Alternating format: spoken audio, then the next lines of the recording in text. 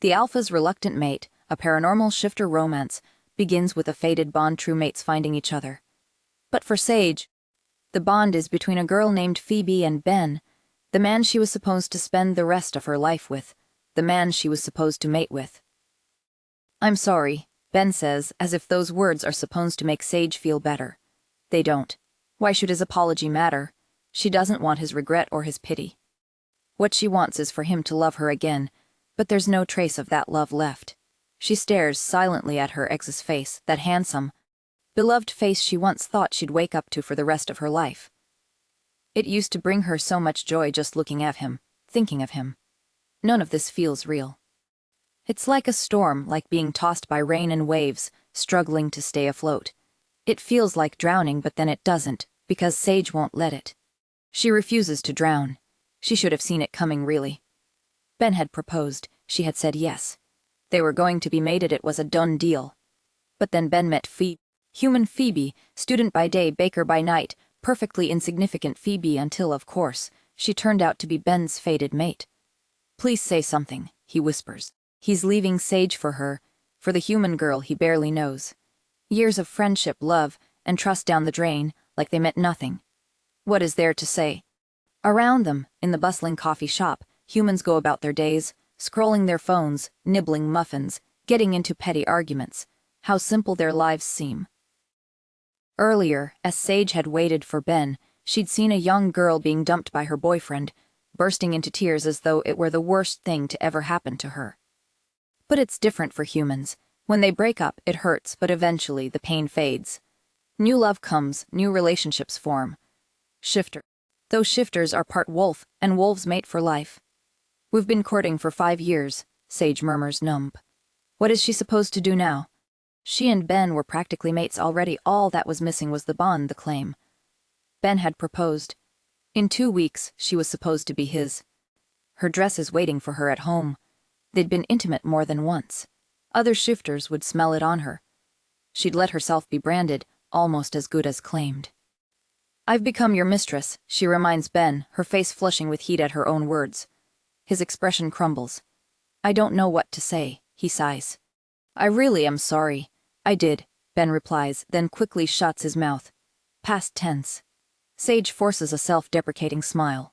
"She's my fated mate, Sage," Ben murmurs, as if that explains everything. Logically, Sage knows it does.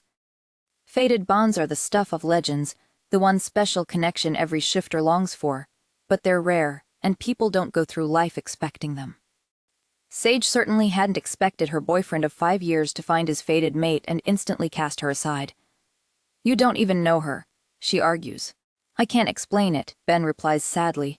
"I just know she's right for me, that's all. She's a human." Sage reminds, "You won't even be able to live among the pack anymore." Ben shuts his eyes, his expression pained. Sage's heart aches at the sight. "She won't be able to bear your children," she adds carefully. "I know." Ben's gaze meets hers resolute. "But she's part of me now. You'd understand if you had a fated bond." Sage snaps to her feet. "I guess it's impossible to explain falling in love in just a minute to someone who doesn't have a fated bond." Ben looks pained again. Sage ignores how that look affects her. It's not fair. She shouldn't be concerned about his well-being anymore. She should be focusing on fixing her own heart. But Ben had courted her for years. They'd been friends even longer. He'd been there for her when no one else would, despite her dead mother and her lack of scent. She can't ignore the fear that must be plaguing his heart. "Did you tell Noah yet?" she asks reluctantly. Ben growls lowly. He looks nervous, glancing around as if worried someone overheard. While people didn't comment on her calling his brother by his name when she was his fiancée, things are different now. Sage rolls her eyes, but Ben urgently squeezes her hand. "I'm serious. He's your alpha, and you will refer to him as such."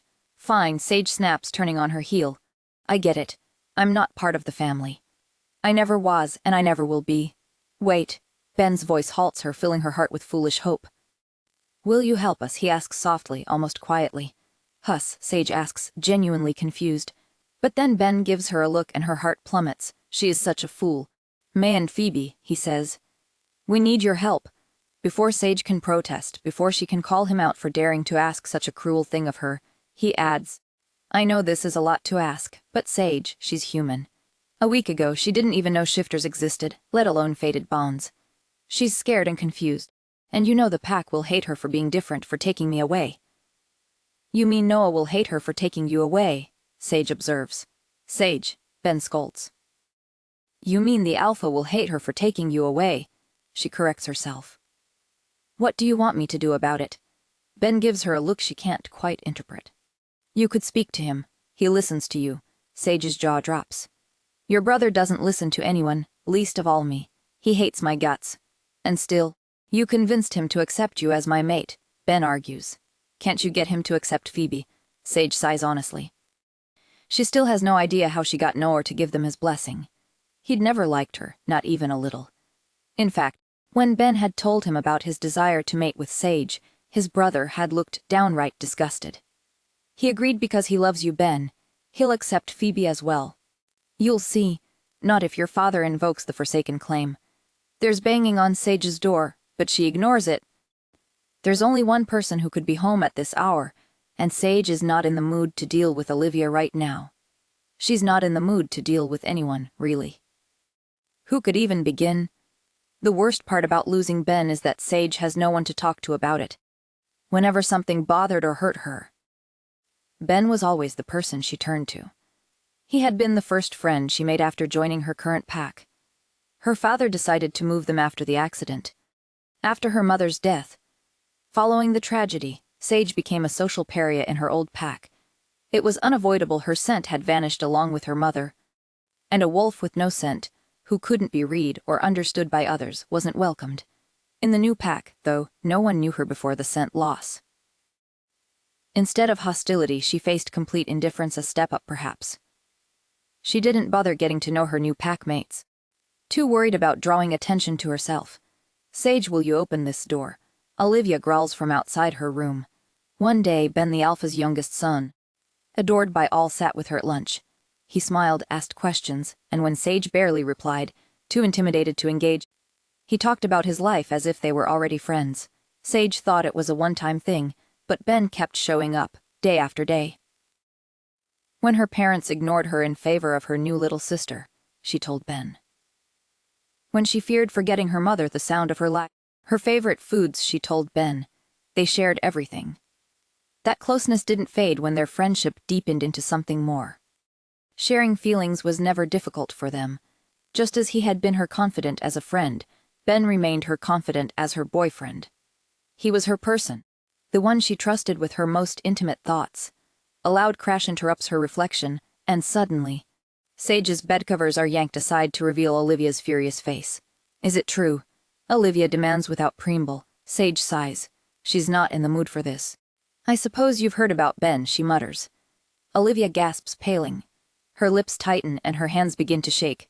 To her, it probably feels like she's the one who lost everything. This is exactly why I told you to keep your virtue intact. Olivia scolds. What does my virtue have to do with anything? Sage retorts, though she knows exactly what Olivia means. Young shifters are encouraged to avoid sexual activity during courting, to prevent becoming tied to a partner too quickly. Wolves mate for life not just because breaking a bond is excruciating and often fatal, but because finding a new partner after being mated is nearly impossible, unless the previous bond is broken by death. Traces of a past claim linger, complicating future relationships. The scent of a wolf lingered on their new partner long after the previous bond had been broken. But wolves were possessive by nature and disliked such remnants. To secure a mating bond, one avoided becoming too intimate before the union was official. We might have found you a good rebound if only you'd done the smart thing and kept your pants on, Olivia says sharply, eyeing Sage. Ben's imprint is all over you now. No one else will have you, Sage snorts. Who says I even want anyone else? Don't be ridiculous, Olivia snaps. The unspoken implication hangs heavy in the air. Without a mate, Sage wouldn't last long in this house or within the pack. Wolves who failed to secure a bond by adulthood often faced suspicion from their packmates. Seen as threats to stable unions, many ended up banished. This won't stand, Olivia exclaims, rising to her feet. You're as good as married to that boy already. You've been courting for years. He can't just go back on his word for some human he barely knows, especially after he slept with you. He's your fated mate. He's not my fated mate, Sage argues warily. Will you stop acting like none of this matters? Her stepmother demands. It's like nothing phases you. Aren't you even the tiniest bit upset about being left by the man you love? Sage clenches her jaw. What do you want from me? Anguish. Despair, me pulling my hair out. Who says she even is his fated mate?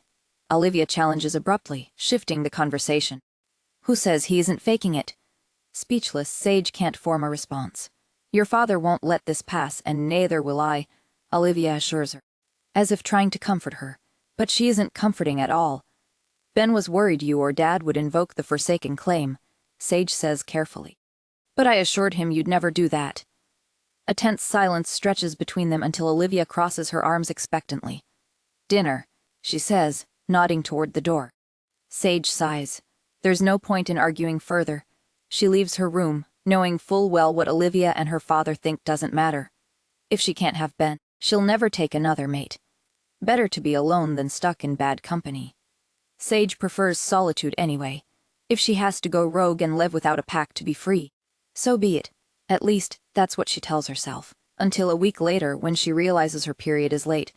3 words echo in her mind. Sage is doomed. There's no other way to put it. She's well and truly doomed, and no amount of confidence or self-improvement will change that. Why is she even wearing this big, puffy red dress? And these heels? God, she's tall enough as it is. This is stupid, she thinks, yanking a golden pin from her overly complicated hairstyle. You look lovely, Olivia quips, her voice dripping with false cheerfulness. Please try to keep it that way. Why should I? Sage mutters under her breath. It's not like dressing up is going to fix anything. The pressure to make anyone forget she was supposed to be Ben's mate weighs heavily. But the focus now is on looking presentable to serve her case better. Olivia objects as Sage snaps open the car door. Case closed, game over, Sage mutters. But Olivia abruptly pulls her back inside and slams the door shut. Will you keep it down? Olivia growls, her nails digging into Sage's forearm. Nobody knows about that yet, and we're going to make sure it stays that way. Sage rolls her eyes. People are bound to find out sooner or later. By that time, I'll be mated, and everyone will assume the baby is my new partner's. She raises a tired hand to rub her itchy eyelids but stops, remembering the eyeshadow still on them. Not only does she doubt anyone would mate with her, but even if someone did, keeping the baby a secret doesn't feel right. Sage murmurs this thought aloud, earning an annoyed scoff from Olivia. Would you rather we tell the truth and have our alpha forced to take responsibility? You said you couldn't live with yourself if he had to give up his fated mate because of you. Sage's heart squeezes painfully. I meant it, she says firmly. No one can know about this. I don't want Ben to suffer. Olivia gives her a hardened look. Your baby will be the one to suffer if you have to leave the pack because you can't find a mate. Shifter children are difficult to raise, even within a pack. Unprotected and alone, you wouldn't be able to care for your child. I know, Sage cuts her off, her voice catching in her throat. Why do you think I agreed to play dress up and come with you tonight? I know what's at stake. Then chin up and make the best of it, because this is your last shot, Olivia snaps. Either we find you a mate tonight, or I tell Ben the truth. Sage clenches her jaw. I know. She's stuck between a rock and a hard place. Either she miraculously finds a mate or ruins Ben's happiness by forcing him to take responsibility for their future child. Leaving the pack isn't an option now, not when she's about to become a mother. Her baby will need the protection of the pack and the guidance of an alpha. Your father is requesting a meeting as we speak, Olivia says, pushing Sage forward. All she has to do is keep quiet and avoid drawing attention to herself. The Thorn residence looms ahead, a place she's visited countless times before, but tonight it feels different, as though she's seeing it in a new light. The grand facade etched in silver moonlight hides whispers of forgotten laughter and lingering stares.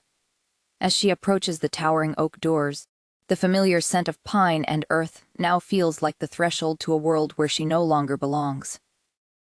The grand ballroom seems filled with her entire pack, or at least that's how it feels when she and Olivia step inside, greeted by more than 100 pairs of eyes staring them down. Stop hunching, Olivia growls under her breath. Straightening Sage's posture, Sage glances at her sister's posture. Is she hunching? No, Sage holds back a tired sigh. Perfect posture won't save her. And her stepmother knows it. Like it matters, she mutters under her breath. What did you just say? I said yes, mother. Olivia glares, pushing Sage forward. Whatever you do, don't talk, she reminds her. Nobody likes an opinionated girl. Normally, Sage might have fired back with something biting or funny. But tonight, she doesn't have the energy. Everyone is staring. Her entire pack. To say Sage is unused to attention would be an understatement. Their gazes feel like judgment, like a verdict passed by a unanimous jury. Her cheeks flush despite herself. Oh God, she groans internally, feeling her heartbeat quicken. Oh God, they know. They don't know, Olivia says, rolling her eyes. The only thing they know is that your mate rejected you. That's all, Sage scoffs bitterly. That's all. The worst thing to ever happen to her, reduced to that's all. She'd cry if she hadn't lost the ability years ago. But then the attention shifts when Ben walks in. Seeing him there amidst the swirl of music and murmurs, she feels a mix of awe and something tender, an unspoken connection tethered by countless glances and half-shared confidences. Then she notices the girl on his arm. Petite, plain, with light blue eyes and strawberry blonde hair. He brought his human here. She's sneering, someone nearby whispers. Sage grit, feeling sorry for Ben, who's suddenly the object of appalled murmurs and hard stares, or at least she does until he spots her in the crowd and starts leading his future mate toward her. Sage's heart sinks and she almost forgets Olivia's presence entirely. Hey, Ben greets her warmly. Sage inclines her head politely in response. He might still be Ben, but now more than anything he's her alpha's beta. There are customs to respect. I'd like to introduce you to someone, Ben says, pulling his date forward. Sage, this is Phoebe. The blonde gives Sage a tentative smile, but Sage can't muster the strength to return it. I have a favor to ask, Ben says, pressing a hand to Sage's back. She hates how hyper-aware she is of it. How the heat from his palm seeping into her skin makes her feel torn between sadness and embarrassment. I need to go find my brother. Would you mind keeping Phoebe company? Introduce her around. Sage openly gapes at Ben's request. Show his human around when people are already glaring at him for bringing her tonight. What will they say if Sage parades the girl around in his stead? Please, he murmurs. For me. She nods briefly, and then he's gone, leaving her alone with the girl who took everything from her, not just from her, but from her future child. So can you also transform into a wolf? Phoebe asks awkwardly. I mean, sorry, is that a rude thing to ask? Sage shrugs. The girl's scent lighter than a shifter's evokes awkwardness and stress. It isn't her fault, Sage reminds herself. Phoebe didn't. Don't worry about it, she manages. Yes, I can turn. Most people in this room can too, Sage replies. Wolf's shifters are rare. Phoebe gives her a tight smile. Would you like to get something to drink? Sage asks, leading the girl to the bar. As they make their way toward it, the crowd parts almost mechanically. Whispers fluttering like uneasy leaves around them. Sage feels the weight of each glance. The air charged with a mix of curiosity and caution, a palpable barrier, erected not just around her but around Phoebe as well. Together, they represent something unorthodox, unsettling to the established norms of their tight-knit shifter community. Why is everyone staring at us? Phoebe asks nervously. Keep your voice down. They'll hear you, Sage warns. They're just not used to seeing a human around, that's all. She gestures toward a middle-aged couple across the room. Those are Ben's parents. Have you met them yet? Phoebe shakes her head. No. He wants me to meet his brother first. Is that his sister talking to them? Sage glances toward the couple, spotting a tall, elegant woman clad in a flattering golden dress standing by their side. No, she says, hesitating. How to explain? She's a close friend of the Thorne family. She's very beautiful, Phoebe observes, and Sage can't blame her. Anyone would be blind not to notice Jess's beauty. But well, she sure as hell knows it. Sage growls, immediately regretting her words when Phoebe's eyes widen in surprise. She used to date Ben's brother a couple of years back, Sage adds to her great horror. Why would she even say that? It's none of Phoebe's concern or hers. For that matter, I thought you guys didn't really date. Phoebe comments. No, we do. It's just a little different for us than for humans, Sage explains. Well, for the most part. In the middle of the room, Jess throws her head back and laughs, earning plenty of appraising stares.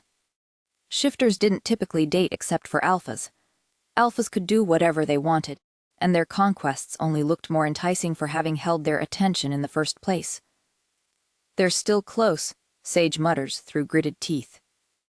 "Who?" Phoebe asks as if she's lost track of the conversation. An abrupt stillness sweeps through the room like a cold wave, the atmosphere thickening with palpable anticipation. "What's going on?" Phoebe murmurs, looking around in confusion. Sage doesn't reply, feeling the shift in her very bones, a sharp pull that tugs at something deep within. It's a sensation she's come to both dread and crave. The feeling of Noah's silent command filling the room before she even sees him. The whispers around them fade, and then there he is, striding through the parted crowd, magnetizing every gaze. All sharp jawline and nonchalant grace, Noah is tall and broad-shouldered, his intense eyes shaded by thick brows and full lips that rarely smile, though they always seem on the verge of smirking. He is hard to look away from. Sage manages, though, gritting her teeth in annoyance. She knows better. And she's known for it. For a while, she's not in the mood to watch Noah bask in all the usual attention. He knows he's attractive, and worse, he exploits it without a shred of humility, wielding it with an ease that grates on her nerves. "Who is that?" Phoebe gasps, her eyes wide and odd, which only sours Sage's mood further. "I'd avoid staring at your boyfriend's brother if I were you," Sage snaps, crossing her arms. "That's Noah," Phoebe whispers, curious. "Don't say his name," Sage warns. "Oh, sorry." Phoebe flinches. "Ben did mention something about that. What do I do then?" She squeezes Sage's arm. "Do I bow?" "Just lower your head and stop gawking." "Challenging when he looks like that," Phoebe jokes. What's challenging is resisting the urge to grind her teeth at the idiocy of Noah's fan club, but Sage keeps the thought to herself. "You're better off with Ben." "Believe me," she mutters instead. "Right, but Sage, I'm serious," Sage insists, resisting the urge to shake some sense into the girl. He's a player who loves nothing more than to bask in all the unfair privileges his alpha status gives him. Sage urges, shaking her arm again. "He's looking at you." "He most definitely is not. He cannot stand me. Besides, he's always surrounded by a veritable posse of admirers. He's too busy gazing at." Sage stops herself before adding the last part. Even she knows how bitter it would sound. "I guess," Phoebe squeaks, sounding like a nervous mouse. "He's coming over here." Sage looks up just in time to see Noah take one last step before stopping right in front of her. His self-satisfied smirk is all the more pronounced on his perfect mouth. It's always unsettling to look at Noah. He looks a lot like Ben, except he doesn't. They share the same thick eyebrows and light brown hair, but Ben's features are boyish, softened by a natural kindness. There's nothing soft about Noah's sharp cheekbones or the harsher clench of his jaw. "Sage," he says instead of a greeting. His posture is relaxed, but his eyes are as dark and cold as ever. It's all Sage can do to hold back a gulp, but she won't give him the satisfaction. "Alpha," she replies, meeting his gaze. "Good to see you," Noah says, his tone suggesting it's anything but. "Hi," Phoebe interrupts, seemingly out of nowhere, for Sage had completely forgotten about her for a moment. Noah turns to her, his posture subtly softening as he greets her. "You must be Phoebe," he says, not unkindly. "Ben said you'd be coming tonight." The girl beams at him. "Happy birthday, sir," she says brightly before catching a few shocked stares and quickly correcting herself. "I mean Alpha, sorry, It's fine," Noah says, snapping his eyes away. He turns his shoulder and takes a step away before calling over his shoulder, "Sage, come." Without waiting for a reply, because he knows fully well she has no choice but to comply the weight of his command already gripping her shoulders, he walks off. 5 minutes later, they're in Noah's office. Once an impenetrable fortress under his father's reign. It is meticulously crafted with dark wood panels that tower impossibly high above Sage, gleaming with polish. The ancient furniture seems intent on warning off anyone who might dare to disrupt its long-standing order. "So, my brother dumped you for a human he met 10 minutes ago." Noah pours himself a drink, his back to Sage. He hadn't checked once to see if she was following as he led her away from the ballroom and back to this forbidden space. Memories of peering curiously into the office with Ben, both of them barred from entry while Noah disappeared with his father, wash over her. "This is the least welcoming room I've ever seen," Sage comments, taking in the imposing desk and overstuffed armchairs.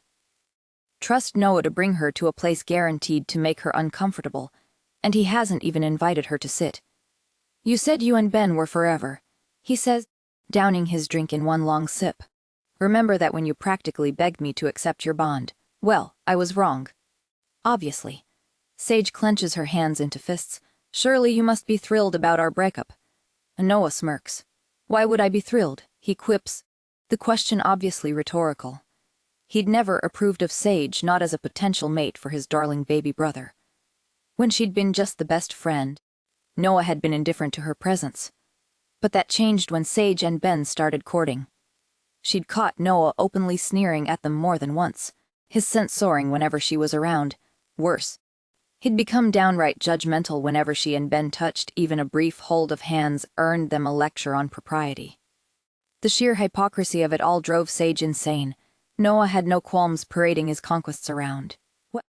I'm certainly not thrilled about being held accountable for your poor relationship choices, Noah says, oddly impassive. Sage lowers her eyes. Her father must have invoked the Forsaken claim, otherwise, she doubts Noah would care about her plight. The Forsaken claim required a shifter's family to take responsibility if one of its members abandoned a potential mate they had been engaged with. If the family couldn't or wouldn't handle it, the pack's alpha had to settle the matter. I hate to say I told you so, Noah begins. No, you don't. You're right, I don't. I told you your little fling wouldn't work out, and you both got furious with me. Noah's eyes flash a dangerous gold. Alphas didn't appreciate being contradicted, and in Sage's experience, Noah even less so. What do you want me to say? That you were right, and I was wrong? Noah remains quiet for so long that Sage eventually looks up, just to make sure he's still there.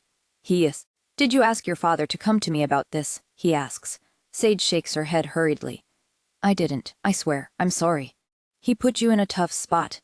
Noah's gaze becomes searching, expectant for some reason. Then he sighs. I'll compile a list of potential suitors for you, he said, meeting her eyes. Unless you had someone specific in mind. Sage doesn't.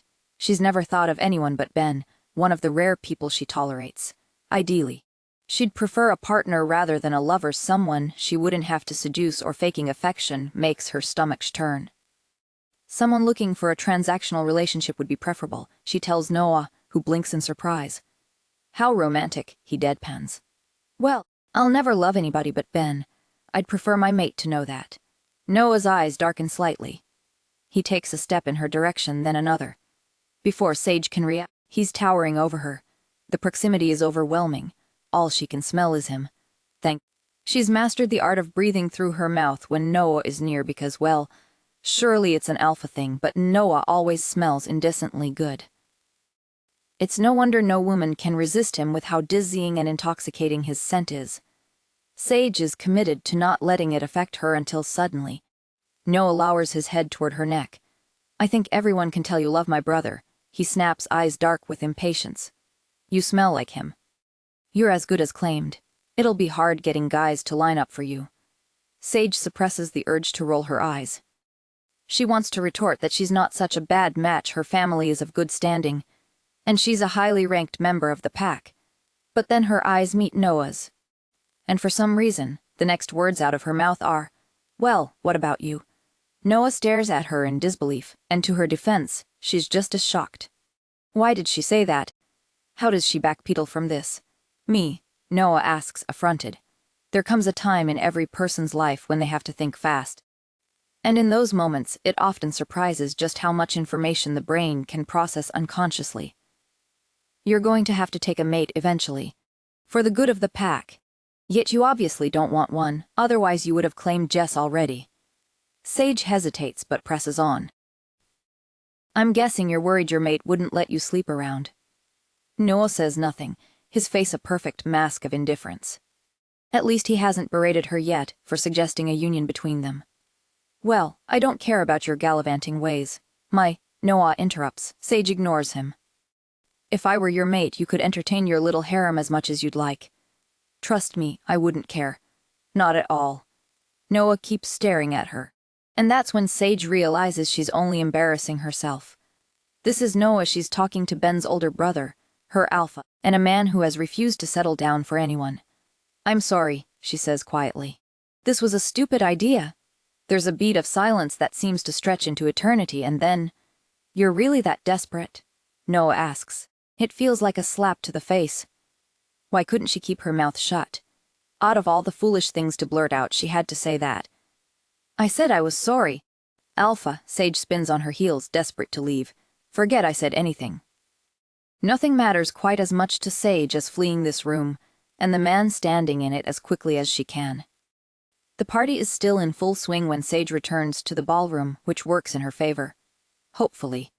Her parents won't notice her absence. Sage firmly believes her best hope of getting help to find a mate is to lay low after her humiliating encounter with Noah.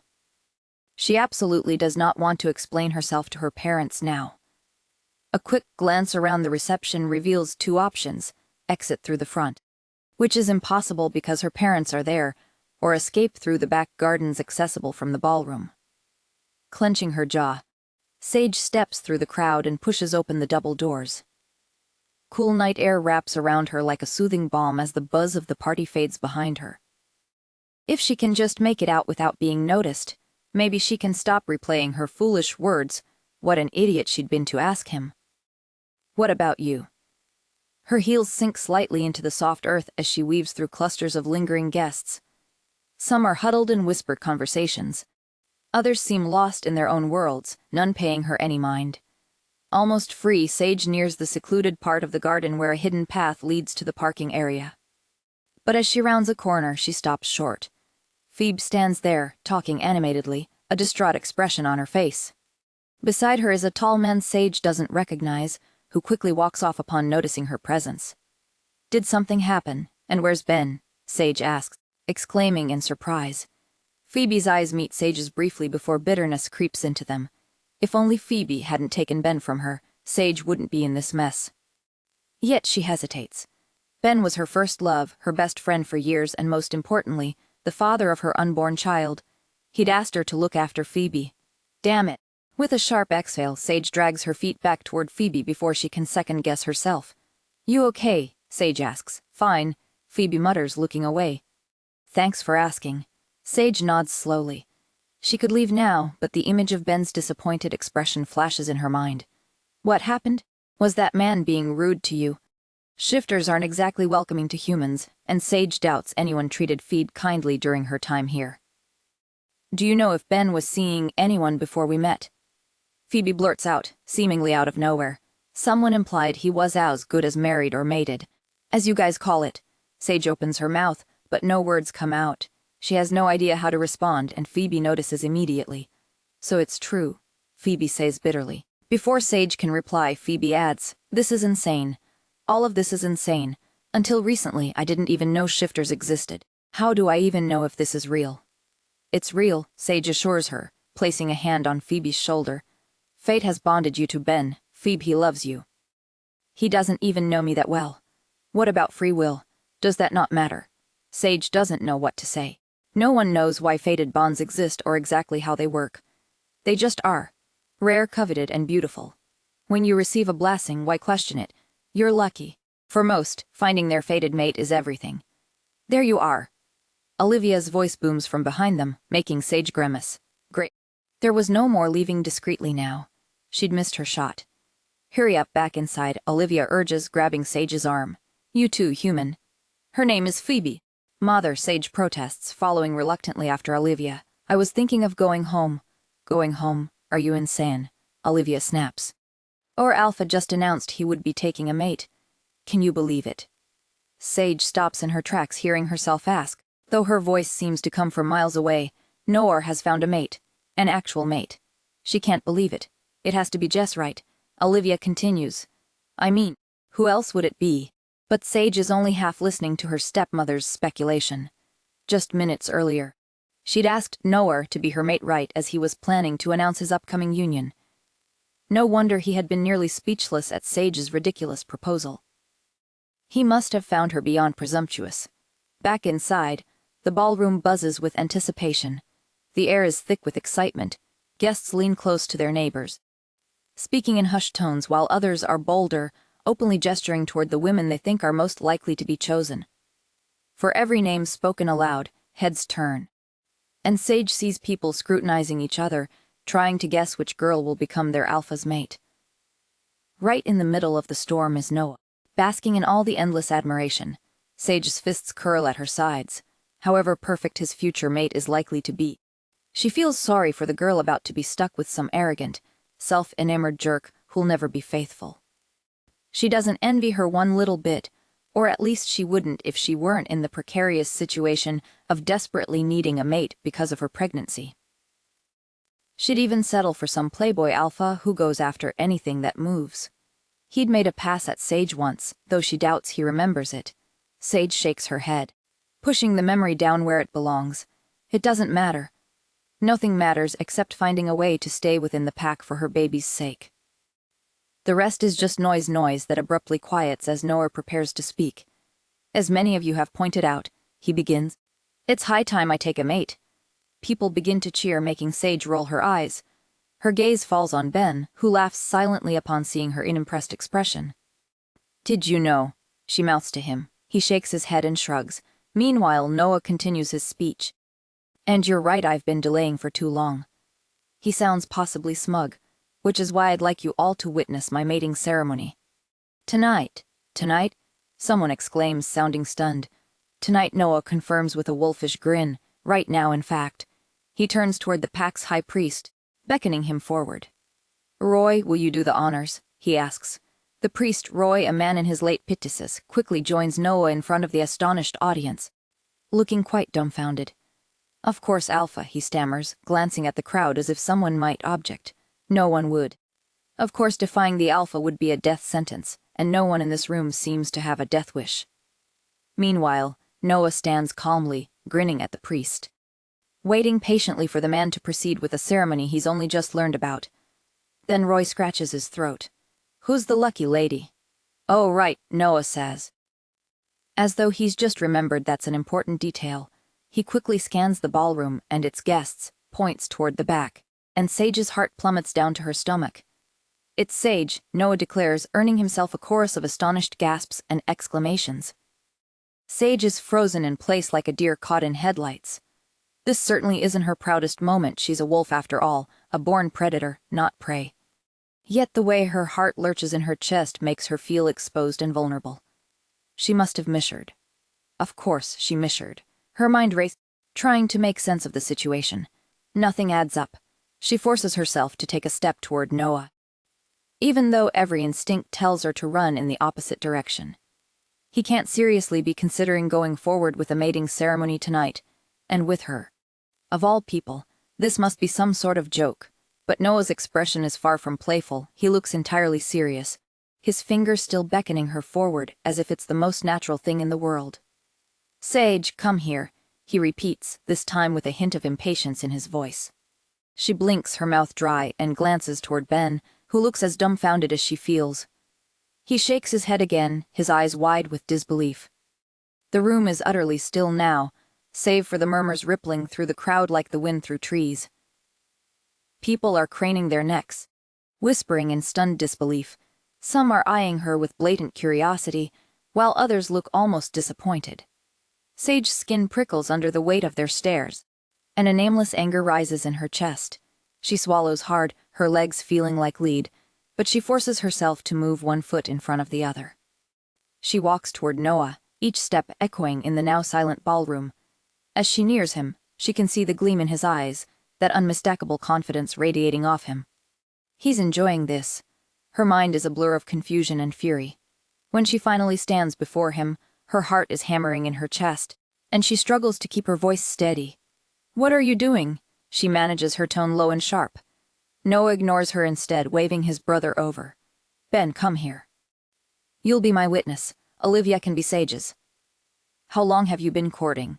the priest asks politely as the two witnesses make their way over. "We haven't," Noah replies. His smile widening, the words hit Sage like a punch to the gut. She wants to scream at Noah to demand answers, but before she can react, Noah turns to the priest, who's still standing there bewildered. "Shall we proceed?" Noah prompts, his voice as calm as ever. The crowd murmurs again, and Sage can feel the judgment in every whispered word, every disbelieving stare. It makes her want to flee the room and never look back. But something inside her keeps her rooted in place, her eyes locked on Noah's. A small, stubborn part of her refuses to give him the satisfaction of seeing her break. He looks like he's sincerely planning to get away with this. Fine then. He's got more to lose than she does after this little performance. Backing out would make him look like a fool, and if he's expecting Sage to protest, well, he's got another thing coming. She needs a mate after all. Her baby will need protection. She's certainly not going to stand down now that there's a chance she might get just that. No matter how insane her would-be mate is acting. Let's get this over with, she mutters, her voice barely audible. But Noah hears her, and for a brief moment, something flickers in his eyes, something unreadable. But it's gone as quickly as it appeared, replaced once again by his confident grin. "As you wish, darling," he says, stepping closer to her as the priest begins the ceremony. Later, Sage sits on the edge of her new bed, her fingers gripping the blanket as Olivia fusses with her hair, smoothing it down with the same efficiency she's always used to manage Sage's life. Her new room, one she'd never seen despite how many times she'd been to the Thorne residence, feels stiflingly quiet. Ben, standing by the door with his hands shoved deep in his pockets, has been trying to catch her gaze ever since she stepped out of the changing room.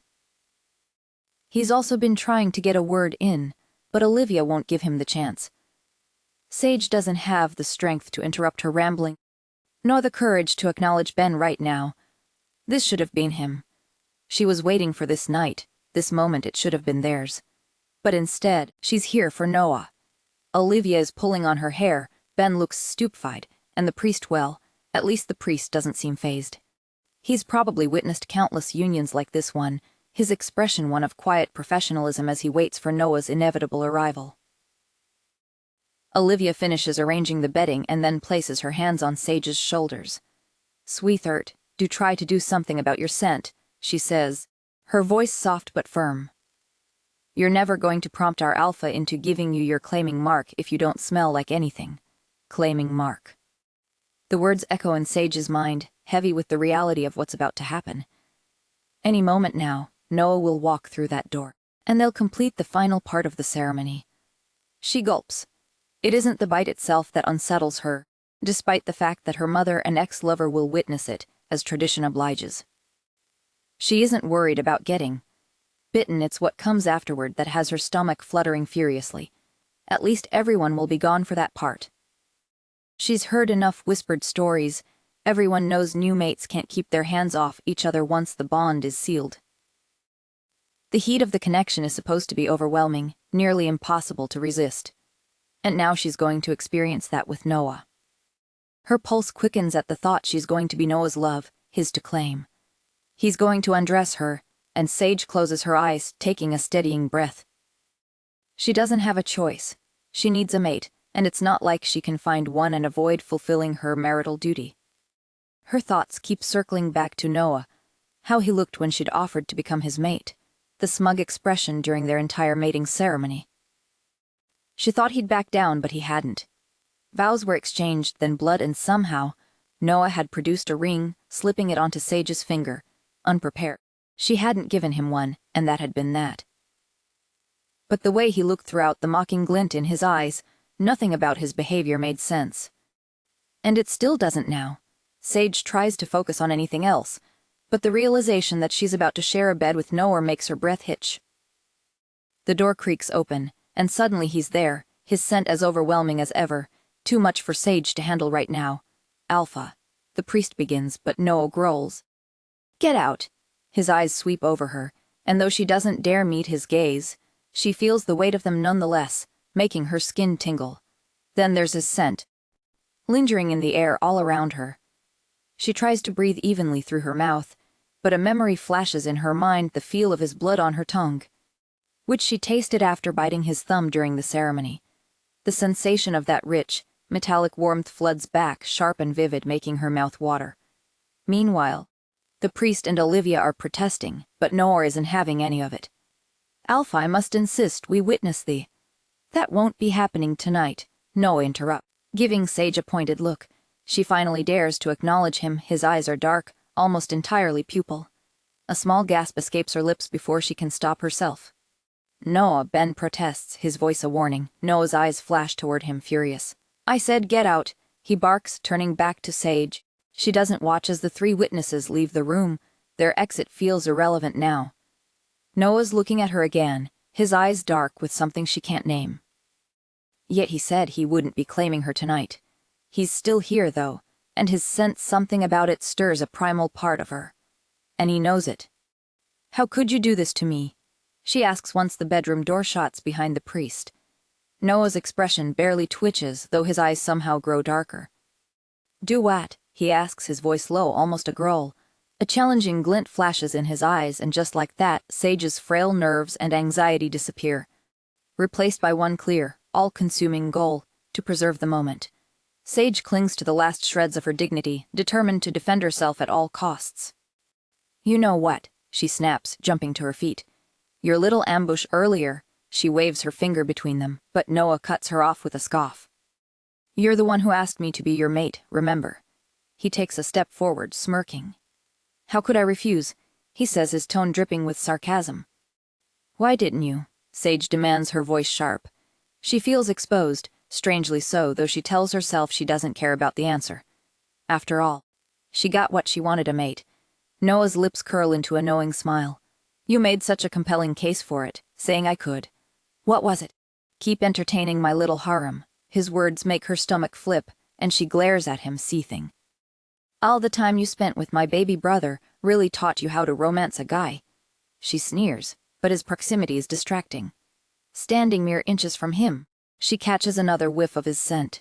If she weren't so annoyed, her knees might buckle. It's infuriating how intoxicating he smells. Well, if you're so content with our arrangement, she challenges, stepping closer despite herself. Why did you send our witnesses away? It's a mistake. The warmth of his body nearly brushes hers as he leans in. His fingers graze her neck, and Sage shivers involuntarily. I don't plan on rushing this, he murmurs, his thumb pressing lightly against her collarbone. For a moment time seems to freeze. Her eyes flutter closed, overwhelmed by his nearness. Then his lips brush the shell of her ear. Beg, he whispers, making her jump back in shock. What? She stammers, her voice trembling. You heard me, he's clearly amused. I rather enjoyed your little pleading session earlier. Why don't you try it again? His words hit her like a punch to the gut, not just because they're cruel, but because they force her to question the authenticity of their bond. Is this union real, or is Noah playing some kind of twisted game? Why are you being like this? She asks, her frustration spilling over. Noah doesn't respond immediately. Instead, he looks briefly surprised, which emboldens her to continue. What's your problem with me? You barely hid your distaste when I was with Ben. What did I ever do to you to make you hate me so much? A short, bitter laugh escapes his lips. You're joking, right? He asks, shaking his head in disbelief. He stares her down, his lips curling into a tense smile, and Sage feels as though she's missing something crucial, some unspoken truth lingering just out of reach. When she remains silent, Noah's expression shifts, becoming unreadable. His gaze turns searching, and for a moment his face pales slightly. He clenches his jaw before speaking. Well, this was fun, he quips sarcastically, spinning on his heel. Sage watches him walk away, stunned into silence. Only when he's halfway across the room does she manage to call after him in a small, uncertain voice. You're not staying. Noah glances back at her, his expression inscrutable. Do you want me to? The question leaves her feeling oddly exposed. Does she? She's been dreading the thought of sharing a space with him. Yet now, faced with the reality of his departure, she isn't sure what she wants anymore. The intimacy of the bite, or more accurately, what would come with it, was not something Noah seemed interested in. He left her bedroom without a word. It took Sage over an hour to realize he wasn't coming back. She sat on her bed, eyes fixed on the door for far too long. After all, it was their mating ceremony. Even if he didn't want to fully claim her, surely he'd at least stay for the night. Given the number of women she'd seen him with before, he couldn't be that picky about who shared his bed. But as time passed and she wandered through the residence searching for his scent, it became clear Noah wasn't there anymore. Had he really abandoned her on the night of their mating ceremony? She told herself she shouldn't care. Earlier that morning, She hadn't even been sure if Noah would acknowledge her presence at his birthday party. Now guilt settled in when she realized she hadn't wished him a happy birthday. For a moment, she felt sorry about it. But then she remembered how he'd practically cornered her earlier, implying intimacy before walking out and leaving her feeling foolish. Feeling betrayed was ridiculous. She had no right to feel humiliated. She'd given him permission to do as he pleased if she were truly his mate, and clearly, he had taken full advantage of that. Sage tried convincing herself that none of this mattered. She didn't particularly like Noah anyway, did she? He was just convenient a solution to her need for a mate. That was all. Still, tossing restlessly from one side of the bed to the other didn't help ease her frustration. Did he really have to go meet up with one of his many conquests tonight? In all the years she'd dated Ben, he'd never made her feel this annoyed. Why did Ben get to find his fated mate now, leaving Sage stuck in an unfamiliar, empty bed while her mate was off doing whatever or whomever he pleased? Frustration boiled over, and she screamed into her pillow. Eventually, exhaustion must have won because she woke to early morning light streaming through the curtains. Her mood hadn't improved overnight. Deciding food might distract her, she headed downstairs to the kitchen, cracking eggs into a pan. She focused on the sizzle and rhythm of cooking, trying desperately not to think about Noah or where he'd gone or who he was with. Her attempt at distraction ended abruptly when Noah's voice cut through the quiet. "Are you trying to cook?" he asked, sounding bewildered. Leaning heavily against the kitchen doorway, he looked unfairly attractive despite wearing yesterday's rumpled clothes. Sage raised an eyebrow at his disheveled appearance, his wrinkled shirt, messy hair, and watched as he stumbled toward the coffee maker. His movements were clumsy, fingers fumbling with the buttons. "Are you drunk?" she blurted, equal parts shocked and appalled. Noah shrugged nonchalantly. "Something like that," he mumbled, his coordination tragically off. It takes a lot for shifters to get drunk given their resistance to alcohol. But when Noah lifts his blurry eyes to her with a crooked smile, there's little doubt left about his current state. "Well, I suppose I don't need to ask you what you've been up to," Sage mocks, unable to help herself. It's pretty obvious. But her mocking smile falls right off her face when, in one fluid motion, he's suddenly crowding her space, his body inches from hers, close enough that she can feel his body heat seeping through. "What are you doing?" she asks, feeling her heartbeat pick up. "Would you have preferred if I stayed with you last night?" Noah teases, his voice low and taunting. There's lipstick on his collar. Sage scowls, pushing at his chest to create some distance. "You smell like a distillery," she snaps, averting her gaze from the offending pink stain. She tries to walk off, but Noah catches her wrist, pulling her back. His eyes darken, as does his expression. And then his nose brushes against her neck, making her shiver as he inhales deeply. "And you smell like my brother," he growls, his body towering over hers. "But you don't hear me complain, do you?" His grip is still tight around her wrist, keeping her in place. Sage finds that she doesn't entirely mind. "You're the one who left to meet God knows who," she hears herself complain, feeling oddly detached from how whiny her voice sounds. "Jealous." Noah smirks, hardly. Why would she be jealous? She isn't, not at all. But Noah's mouth quirks into a knowing smirk, and before Sage can react, his lips crash down on hers. It doesn't feel like a first kiss at all, nor does it feel like any kiss she's ever experienced. It's forceful and demanding, teeth nipping at her lip as if Noah's somehow angry that Sage knows how to kiss at all. But she doesn't mind the bruising intensity. Nor does she mind the tip of his tongue coaxing her into throwing her arms around his neck, trying to get closer. As if reading her mind, he immediately grips her thighs to lift her onto the kitchen counter, settling himself between them. His scent deepens from pleasant to intoxicatingly heady. And Sage feels dizzy with want, with the desire for Noah to continue kissing her and never stop for him to stay right there against her.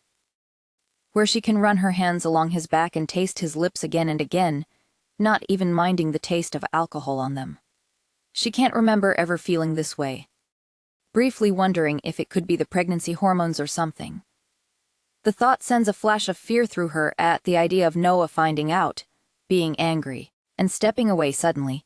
Sage feels downright terrified. She doesn't even react when Noah abruptly pulls away, stumbling back a couple of steps. "I'm sorry." "I shouldn't have," he says, sounding as drunk as he probably is. Sage watches him exit the kitchen in silence, where she remains for a while, as if leaving would somehow mean something terrible.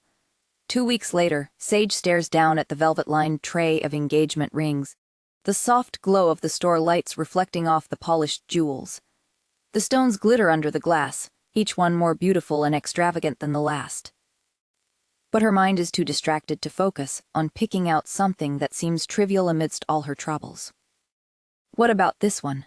Olivia points to an intricate solid gold band. I think it's fitting, don't you? Do you think Noah would like it? Sage shrugs. She has no idea what Noah does during the day or where he spends his nights, so she certainly can't tell what he likes when it comes to jewelry. Her indecision makes her stepmother roll her eyes. Well, you'll have to pick something. It was embarrassing enough when you didn't give him a ring during your mating ceremony. I told you, Sage protests, her cheeks heating up. I didn't know there was even going to be a ceremony. Which is why you should never have propositioned him out of nowhere, Olivia snaps. It was improper and could have blown up in your face. Well, it hasn't, Sage replies, walking off. Let Olivia pick the damn ring if it's so important. It certainly isn't to Sage, and she's pretty sure Noah doesn't care either. How are things progressing between you two? Olivia's voice is casual, but Sage knows her stepmother is scrutinizing her, eyes sharp and curious as she pretends to look at the rings. Sage shifts uncomfortably, her fingers absent-mindedly brushing over the edge of the glass case. She doesn't answer right away, her thoughts swirling with memories of the past few days spent living in Noah's house, their house now, though it doesn't feel like it. Despite knowing the place well, it doesn't feel familiar without being there. And Noah, well, if he isn't busy with pack duties, he's always surrounded by family members or other wolves, discussing business or attending meetings. The rare times they have a meal together, they're never alone. There's always someone else at the table, a cousin, a pack member, someone needing Noah's attention. And at night, well, he certainly hasn't tried kissing her again. That's for sure. Sage, are you listening to me? Olivia's eyes narrow, and Sage blinks, feeling the weight of her stepmother's gaze. Sorry, what did you say? Olivia sighs, a touch impatient. I said you still don't have a mating bite. What's going on? Her voice lowers, concern obvious now. Are you at least doing the deed? The question makes Sage's stomach turn. That's none of your... Sage, Olivia growls, sensing all she needs from the silence. You need to make it happen, and soon. If you haven't slept with him before you start showing, how do you think he'll react? He hasn't claimed you. Your bond isn't set in stone. Sage feels a flush of frustration rising, but bites it back down. There hasn't been a good time. You need to make the time, Sage. The pack is watching you both. And if Noah isn't acting like a proper mate... Olivia trails off, but the implication is clear. Sage holds back a scoff. She doesn't feel like telling Olivia the reason Noah isn't acting like a proper mate is because he agreed to take Sage on the condition that he wouldn't have to act like one, just a placeholder. A name to give her child. A few nights ago, she had woken up feeling inexplicably restless. Before she realized what she was doing, she found herself walking into Noah's bedroom. It was empty, despite the late hour, and she felt silly, not even sure why she'd gone there in the first place. It wasn't as if she expected him to be there waiting for her, and yet she sat on his untouched bed, feeling lost and adrift, thinking the same thing Olivia was telling her now. Her mating bond was precarious at best. If it didn't work out, she doubted anyone else would ever want to mate with her again. So, despite the lack of logic, she decided to wait up. But when Noah came home hours later, he hadn't been alone. Instead of greeting him as she'd half planned, she watched him laugh at something Jess had said. His arm looped around her as they stumbled into his bedroom. That explained why he hadn't tried anything more with her. Why would he when he had Jess? And plenty of better options than Sage. It served her right. She told him he could do as he pleased. After all, she'd gotten into this situation by promising not to impose or ask anything of him. Complaining now would be hypocritical. More importantly, if she said anything, Noah might no longer see any point in keeping her as his mate. Still, she couldn't shake the sting of standing there, watching him disappear into his room with another woman. Her emotions felt foolish then, and they still frustrated her to this day. Sage. Olivia's voice cuts through the memory, dragging her back to the present. She nods, though her mind is far from the glittering rings in front of her. Sure. She tries to walk away, but Olivia grabs her arm. The man is known to sleep around, she whispers near Sage's ear. There's no reason for him not to do it with his own mate. Make it happen. Sage chokes on a laugh. Not one for mincing words, huh? Though her throat feels tight. Olivia sighs. I'm done tiptoeing around this while you're being purposely obtuse. Your child's safety is at stake. What's the problem? Do you not find Noah attractive? Sage nearly chokes on her reply. Anyone would have to be blind not to find Noah attractive. Even a blind person would probably find him attractive just from the way he smells or talks, or... He's fine, she replies, aiming for neutral. Judging by Olivia's expression, she fails miserably. After a moment's hesitation, Sage continues under her stepmother's insistent glare. I just don't think Noah's interested. He pushed you away. Olivia interrupts, looking stunned. What did you do? How did you approach him? She looks about ready to give Sage lessons on enticing a man, and it's extremely awkward, to say the least. Well, I didn't exactly. Olivia closes her eyes and sighs. Sage, did you even try to let him know you were interested? Well, not in so many words, Sage argues, hoping for the ground to swallow her whole, which, unfortunately, it doesn't. But shouldn't he be the one? Sage starts, only to be cut off. Did it occur to you that perhaps he's trying to be respectful? Sage snorts. She's pretty sure he's not. She wasn't being respectful when he came home with Jess. Her lips purse tightly. She's being hypocritical again, isn't she? She had agreed to the arrangement. It had nothing to do with her. Olivia is right.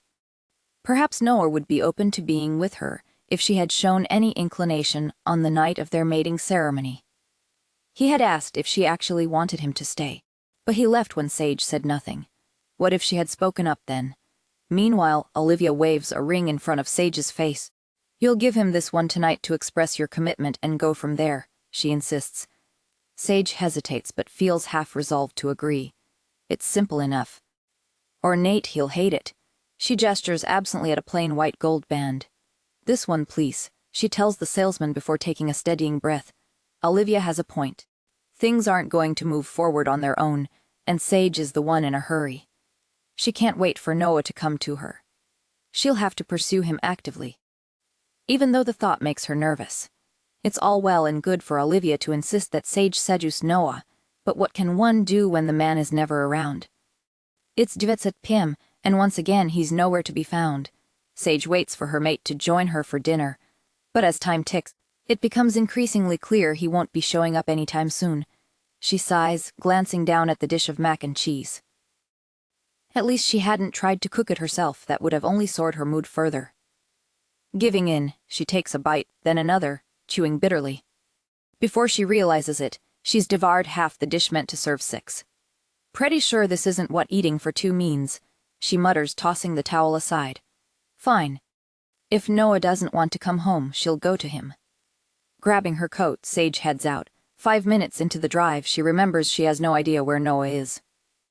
He never bothers keeping her informed about his whereabouts. Still, a strange pull tugs at her, guiding her forward. With nothing better to do, she follows it. They're somewhat mated now, after all, and apparently mates can sense each other's presence. Though they haven't exchanged marks yet. Maybe the ceremony and blood bond were enough to forge a connection. It seems plausible when she nears a bar she vaguely recalls visiting once with Ben. Spotting Noah's flashy sports car parked nearby confirms her suspicions. It's hard to miss something so loud and attention-seeking. Very Noah. Sage parks her car and steps toward the bar. The cozy atmosphere greets her, low lighting casting a warm amber glow over wooden floors and walls. It's the kind of place Ben always loved, unassuming, laid back, a spot for unwinding rather than showing off. The familiarity eases some of the tension in her chest. That's when she sees Ben bent over a pool table, lining up a shot while Phoebe watches with polite interest mixed with confusion. She nods along as Ben explains something, though her gaze remains fixed on the table, clearly trying to grasp the game. Sage smiles faintly at the sight she and Ben used to play pool all the time, and she was quite good at it. Just as she's about to approach them, an uneasy feeling creeps up her spine. She can't place it, but her gaze shifts involuntarily toward the bar. A man sits there, leaning sideways with one elbow propped on the counter. There's nothing overtly threatening about him, just another figure in the dimly lit room. Yet something about his posture, the way his shoulders hunch and his head tilts, sets off alarm bells in her mind. Her instincts flare, a subtle warning prickling through her. Edging closer, she settles beside him at the bar, ordering a drink while discreetly studying his features. They're sharp, almost gaunt, giving him a sickly air that does nothing to dampen his allure. It's his eyes, dark and unreadable, that seem both sinister and enticing. The man doesn't appear to register her presence. In fact, his attention is solely focused on the pool table. Sage's stomach twists with anxiety. "Sorry, are you a friend of Phoebe's?" Sage asks, confused. She's seen this man before, she thinks, but where? With Phoebe, she can't remember. Green eyes briefly flash to her face. "No," the man says calmly. Without thinking, Sage spins on her heels, confusion washing over her. Why had she even approached him? She doesn't even remember why she's here in this place. Her heart is racing, and she feels disturbed in a way she can't explain. As if she's witnessed something terrible, except she can't recall what. Two warm hands grip her shoulders, twisting her around, and Sage finds herself staring at Noah. His face is a mix of aggravation and concern. "What happened?" he asks, his tone calm despite the tension in his shoulders. "Are you okay?" Sage blinks, still confused.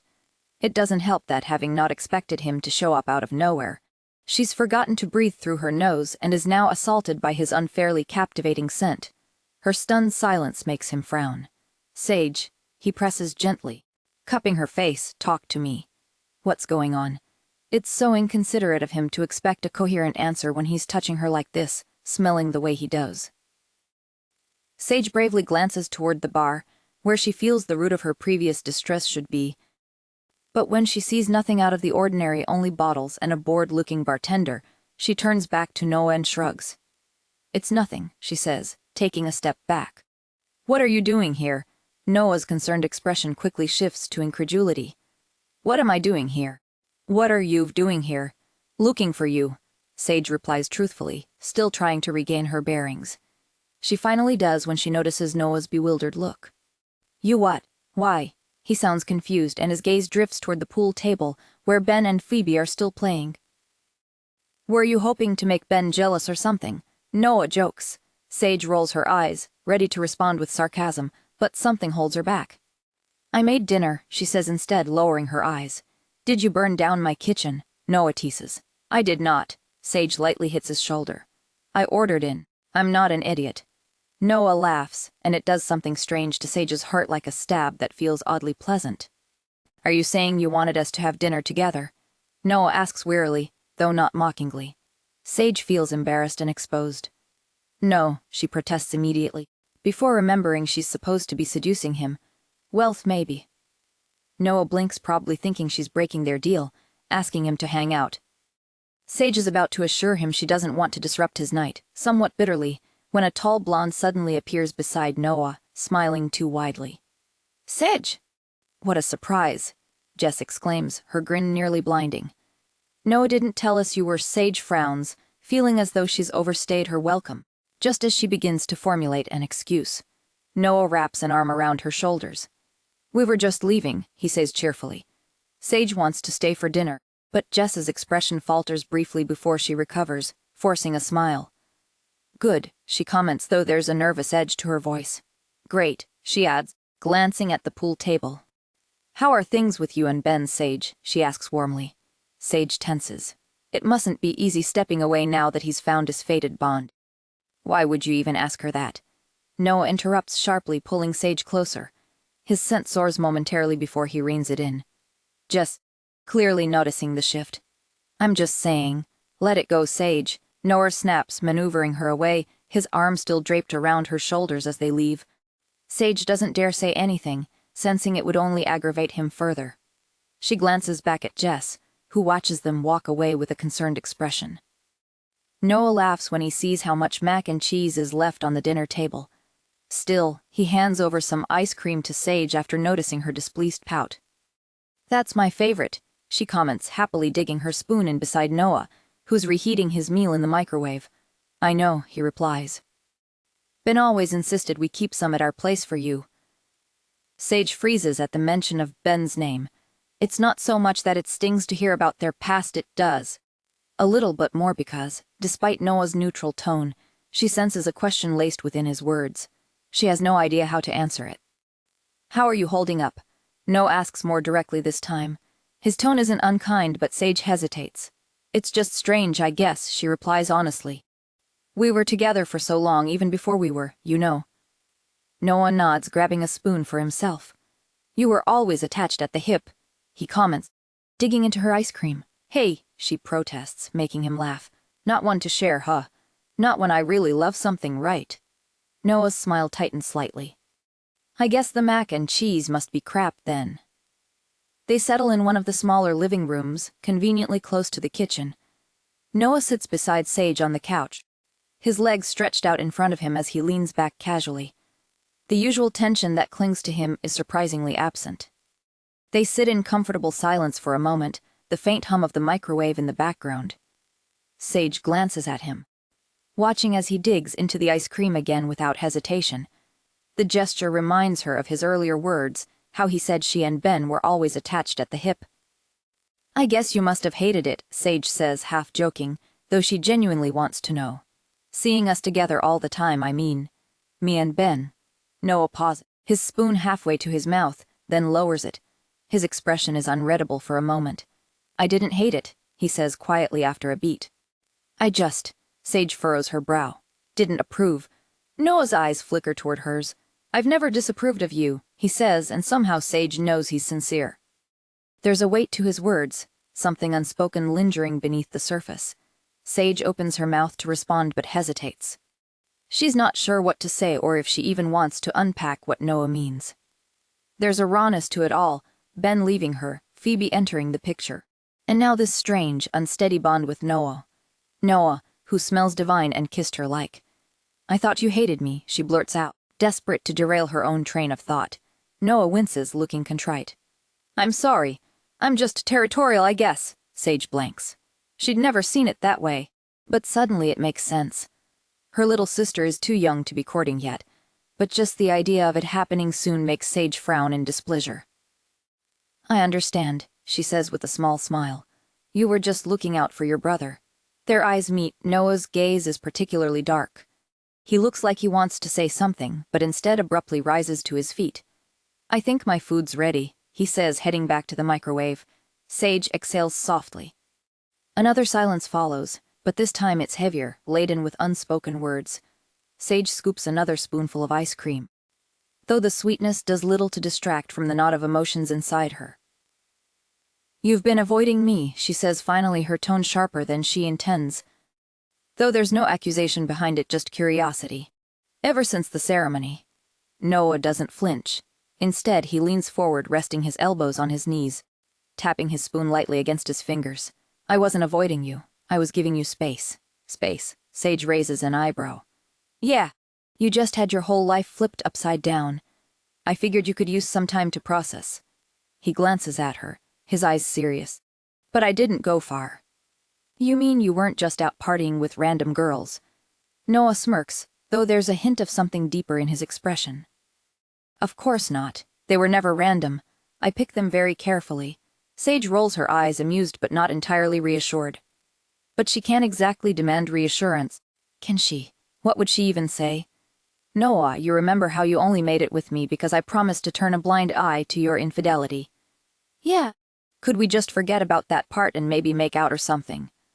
Sage groans internally. The tension in the air isn't uncomfortable, it's an awareness.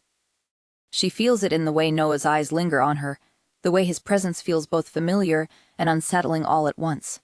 Feeling too exposed, she clears her throat. "I got you something," she says, digging into her pocket. "You did." Noah teases, though his expression softens as she hands him the small jewelry box. He remains silent as he opens it, taking in the wedding band inside. The silence drags on for far too long, and Sage's heart sinks. "You hate it," she says, her throat tightening. Noah's gaze snaps up to hers, but she continues embarrassed. "I just thought since you gave me one I should." She shakes her head. "It was stupid." No," Noah cuts in sharply. His voice is low and tense. "It's not that." He closes the box. his fingers brushing over the lid as if committing its existence to memory. When he finally looks at her again, there's something fierce in his eyes.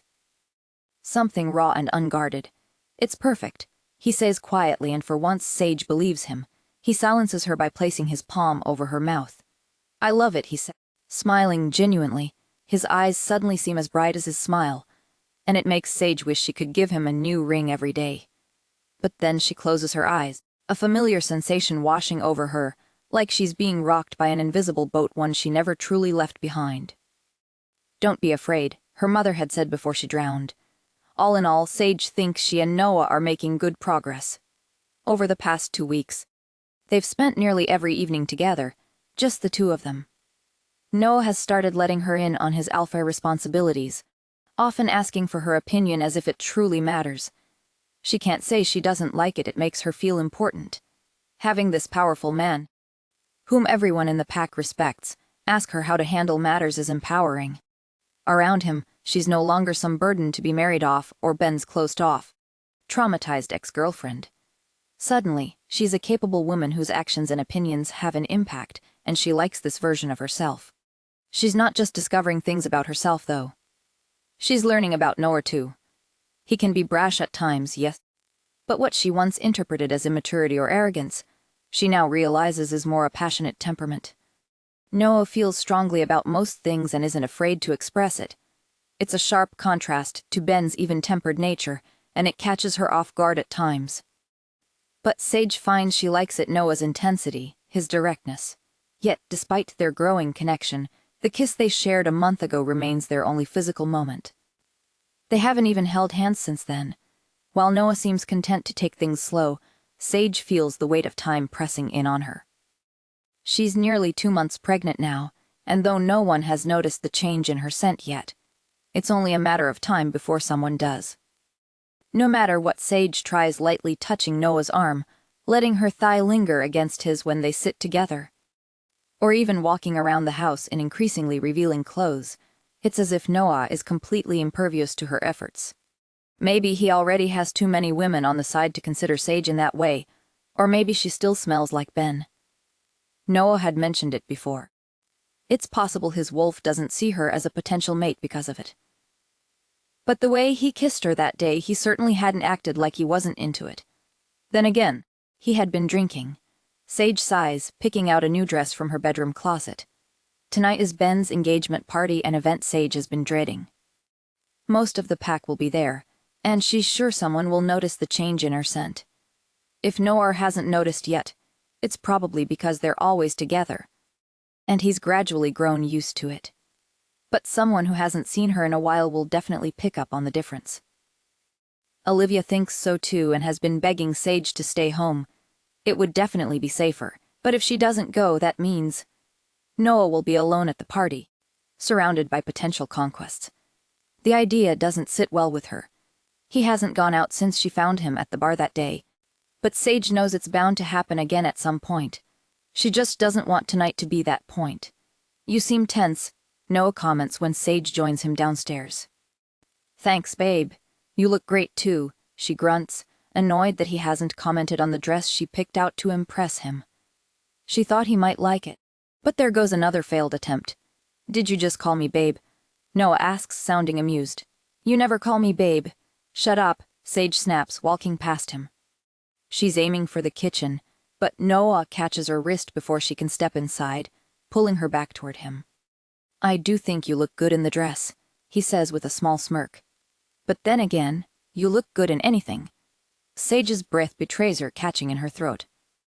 "You know," Noah pulls her in, their bodies nearly touching now. "I noticed you always seem to breathe through your mouth when I'm around." Care to explain? Sage is half tempted to kick him. "You're impossibly smug, you know that," she replies. His smile softens into something quietly pleased. "Devoid of pride and holding only affection. You mean to say you like my scent?" he teases. "What kind of question is that? Surely no one knows how perfect his scent is. He's probably been told countless times." Suddenly, the idea of anyone else standing this close to him, basking in his presence when it should be Sage, is unbearable. She raises her wrist to his neck, intending to rub her skin against his before she can think twice about the implications. Everyone likes your scent, Noah, she comments, focused on ensuring her scent mingles with his enough to be unmistakable, probably too much, in fact.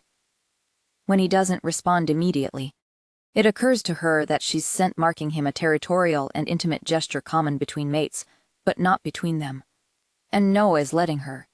She meets his gaze, expecting some discomfort or annoyance, but if Noah's eyes are dark, it's certainly not with anger. Their mouths crash together in perfect unison, tearing a small whimper from Sage's throat. She melts into the kiss, her hand sliding up his chest to grip the back of his neck, feeling the heat of his skin beneath her fingertips. Finally, his arms circle around her waist, pulling her close enough that she can feel the rapid thrum of his heartbeat. Finally, Noah's lips are moving against hers hungrily, unrestrained, as if he's wanted this as much as she has, as if he's been holding back. Finally, there's the firm press of his body against hers, the undeniable confirmation that he wants this her. Her heart swells. She loves the press of his hands on her hips, the hurried way he pushes her toward the couch, or maybe she's the one pulling. Either way, their lips never part. His body hovers over hers, his lips still claiming hers as if he's afraid to let go. It feels so good, so right, the warmth of him.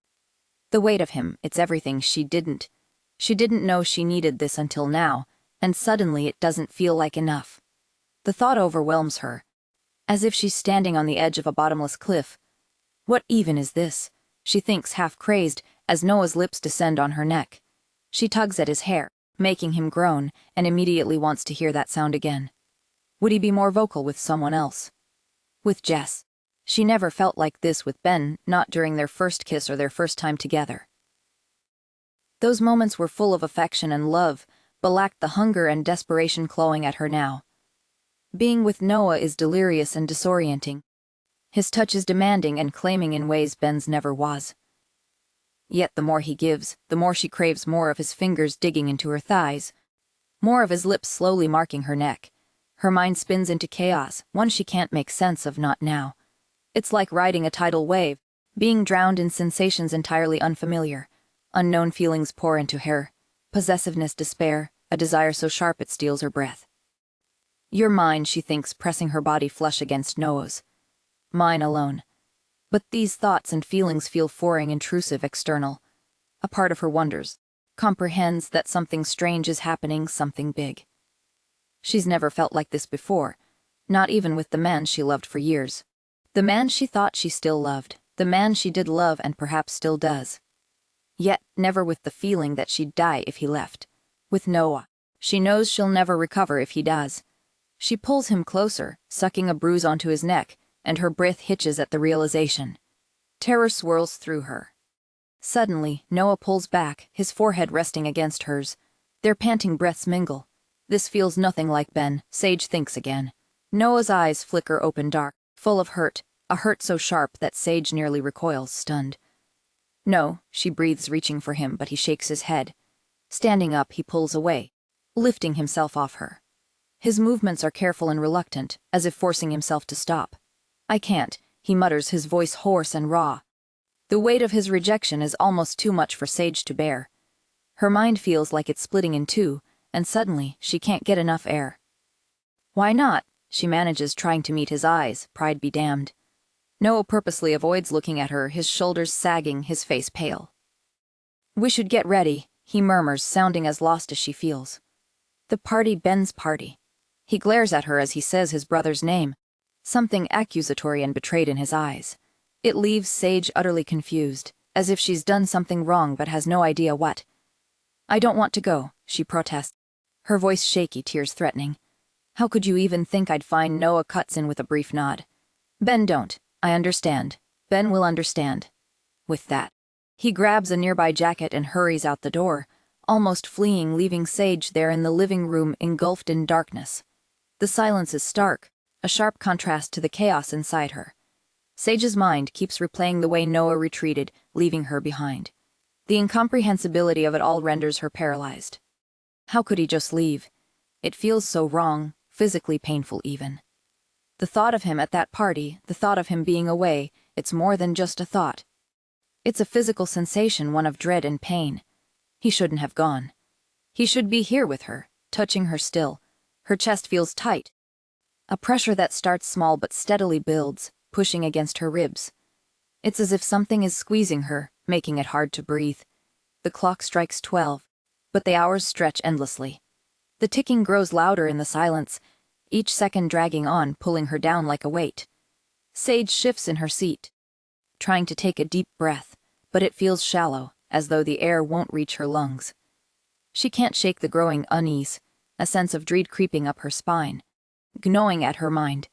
The thought of Noah being gone, his absence, it makes her heart race, pounding harder and faster with each passing minute. He should be here. This isn't right. How long has it been? It feels like days. Her fingers twitch as she tries to calm herself, but the wrongness only intensifies. Her breath comes in short bursts now, and she presses a hand to her chest as though that could somehow ease the pressure. A dizzying rush of panic sweeps over her, making her hands tremble. Why does it feel like this? Everything hurts, down to the tips of her fingers. Sage's vision blurs, and she squeezes her eyes shut, trying to push away the overwhelming sensation. It's too much. Her head feels light, her breath's too quick and shallow, and her heart is hammering so loudly she can barely think. Suddenly, the sound of a car pulling up outside makes her head snap up. She jumps to her feet, the sharpness of her movement cutting through the fog in her mind. Noah, he's back. He's here. Relief floods her, unlocking something in her chest. She already feels better just knowing he's near, almost like her body can sense his presence. She stumbles, her legs wobbly beneath her, pulse still racing. But then she stops dead in her tracks, hearing a very feminine voice from outside. Jess, Sage realizes, eyes widening in horror. She barely has time to hide behind a door in a room adjacent to the entrance hall when the key turns in the lock. "I can't believe you," Jess grumbles as they walk in. Noah chuckles, his reply too low for Sage to hear, especially over the pounding in her ears. She listens to them climb the stairs, her heart lodged in her throat. Despite the horror of watching Noah bring another woman home, despite the urge to scream and protest, relief still floods her mind, easing her breathing as she senses his nearness. It's confusing, she's angry, hurt, and yet he's back within reach once more, and it's like she can breathe again. This makes no sense, and Sage is completely out of her depth. She should take time to process because deep down, she knows something major is going on here. But all she can focus on is Noah. Going upstairs with Jess, Sage finds herself following without a clear plan. Her mate is behind that door with Jess, and before she can think, Sage shuts the door behind her as if it's her right to be there. This isn't how things were supposed to go. Yes, she had told Noah he could do this, but enough is enough. She's been unraveling ever since he left, and they need to talk. Determined, Sage rushes to his bedroom door, ready to knock when it suddenly swings open, revealing Jess frozen in the hallway. "Sage!" Jess exclaims, eyes widening in surprise. She steps back, almost blocking Sage's path, which only fuels Sage's anger. "I want to talk to Noah," Sage says, her voice sharp with warning. "He'll see you tomorrow," Jess replies, grimacing uncomfortably. It makes Sage want to throttle her. Who does Jess think she is, dictating when Sage can see her mate? "Step aside," Sage orders, her tone deliberately threatening. Jess's scent turns nervous, bitter, but she stands her ground, still trying to shield Noah's door. "Fine." Sage pushes past her, driven by Noah's scent, undeniably close now. "Sage," Jess protests, but Sage ignores her. Inside, Noah is sprawled across his bed, fully dressed, head lolling to the side, eyes barely open. Worry tightens Sage's chest as she rushes to him, taking in his flushed face and messy hair. "Noah," she tries, shaking his shoulder. He groans in protest, mumbling something incoherent, smiling dazedly. The unmistakable smell of alcohol on his breath hits her. "He's drunk," Sage exclaims, turning to Jess. "You don't say," Jess deadpans. Sage looks back at Noah, whose features relax as he succumbs to his drunken stupor, lips slightly parted. This is the second time she's seen him drunk in weeks. Before this, she could count on one hand the number of times she'd seen a shifter lose control like this. What does it mean? The knot of jealousy in Sage's chest loosens, replaced by unease as her gaze shifts between Jess and Noah. "What are you doing here, Sage?" Jess asks, her tone more frustrated than hostile, as though she doesn't have the energy for a confrontation. Sage swallows hard, pulse racing, glancing at Noah's disheveled figure. "I thought." She trails off, embarrassment creeping in. Jess hadn't come home with Noah to hook up at all, she was just trying to help, like she had the last time Sage caught her here. Back then, Sage had been too focused on Jess, but now thinking back, Noah had been walking unsteadily, slurring his words, tripping. Does this happen often? Sage asks, her voice softening as her anger begins to deflate. Jess shrugs uncomfortably. He seemed to be doing better recently, she sighs, sounding fed up. Her voice softens, the edge shifting to concern. I thought he was past this. Sage's gaze roams over Noah's peaceful features. Why would he? It's not my place to say, Jess interrupts. Just talk to him, okay? But has this been going on long? Sage presses. Don't you think I've tried? Jess snaps, pinching the bridge of her nose. Just talk to him. Tomorrow. Jess assures Sage not to worry too much about Noah, he just needs to sleep it off. She tries to joke, but concern laces her voice as she leaves the room. Once alone, Sage gently arranges Noah into a more comfortable position and begins removing his tie and shoes. He barely stirs, mumbling faintly here and there but nothing coherent. His shirt is damp and stained with what smells like alcohol. It can't be comfortable, so she starts unbuttoning it, blushing as her fingers work down his chest. As her hands near his waistline, Noah's hand suddenly clasps around hers. Through blurry eyes, he watches her, his gaze heavy-lidded yet intense. Sorry, she whispers breathlessly. It was stained, so I thought. You can undress me all you want.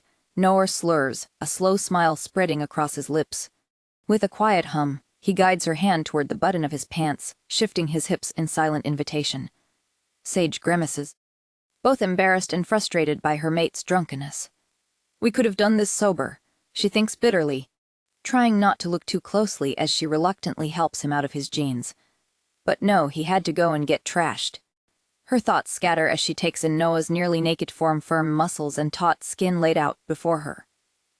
Well, she stammers nervously. Good night, then. She moves to retreat, but Noah reaches out, brushing her arm with his hand. Don't go, he mutters, his voice soft enough to make her heart skip a beat. You're the one who left, she hears herself say, betraying the hurt she'd buried deep inside. Noah frowns at his own hand as if unsure where it came from, but seems pleased nonetheless. Never, he says, bringing her hand to his lips for a kiss. There's sincerity in his voice that tugs at something within her, and despite her better judgment, Sage finds herself climbing into bed beside him. Pulling the covers over them both, she holds onto his hand, which remains firmly clasped in hers even as his eyelids droop. Is this real? He murmurs, half asleep. Sage stays quiet as his breathing evens out deep and peaceful. Into the darkness, she whispers softly, Yes. The next, Sage wakes to blinding light streaming through the uncovered windows. Late morning, judging by the intensity. She feels sluggish yet oddly disoriented, not because of grogginess, but because of how well-rested she feels, something unfamiliar after years of restless nights. It's as though she'd forgotten what proper sleep felt like until now. She might have basked in the pleasantness, if not for the realization that she isn't in her room. Gasping, her eyes fall on Noah's sleeping form. His chest rises and falls steadily, bathed in warm morning light that highlights the messy locks of hair falling onto his forehead. He looks serene, almost inviting her to run her fingers through his hair. That is until his eyes snap open suddenly. Sag! He exclaims, startled. What are you? His words trail off, confusion etched across his features. Hi, she replies, feeling a mix of embarrassment and frustration bubbling up inside her.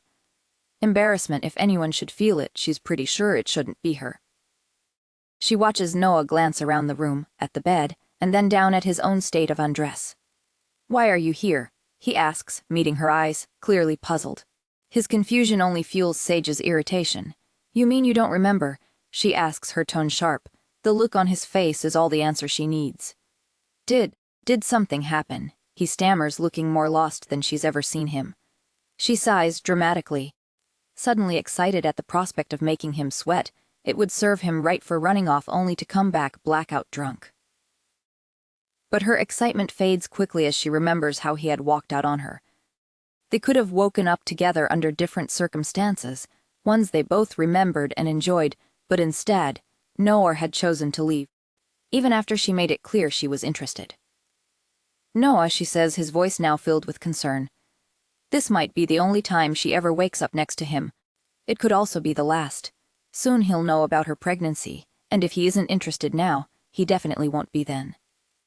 What will happen to her and the baby when Noah inevitably casts them out? Sage, say something, he insists, sounding more nervous than she's ever heard him. She doesn't want him to cast her out. She wants to go to bed with him every evening and wake up beside him every morning. But she's scared and defensive because of it. I can't believe you, she exclaims, jumping to her feet. You said you weren't that drunk. Noah's eyes widen. It might have been comical if not for Sage's terrible decision-making. I'm sorry, he begins, but Sage interrupts, her voice cutting through his apology. For spending a completely forgettable night with me. She rushes past the bed toward the door. No, wait. Noah protests, sitting up. I don't forget it, she snaps, sending him a furious glare. Oh wait, you already have. Then she slams the door behind her, practically fleeing to her own bedroom. Her thoughts are a mix of triumph and despair. Triumph because Noah looked like he felt almost as bad as she did. And despair because she's now alone in her room instead of still in his. At least she'd be safe now. She could justify the pregnancy to Noah and everyone else. She'd just have to make sure she saw the midwife alone and asked her to lie about the due date. Oh God. That just sounds awful, doesn't it? She sinks to her knees, covering her face with her hands, as if to hide from the shame. Lying to everyone about the pregnancy. Lying to Noah, lying to Ben, who's the actual father, and lying to Noah, who deserves better than that. If she'd been drunk enough to forget the night, she wouldn't be comfortable with it either. Sleeping with someone for the first time, not remembering it, and then being blamed for it, that's awful. Suddenly, she wants nothing more than to explain to Noah that she'd never take advantage of him like that, but it's too late. Because she totally had. She'd lied to him, in fact.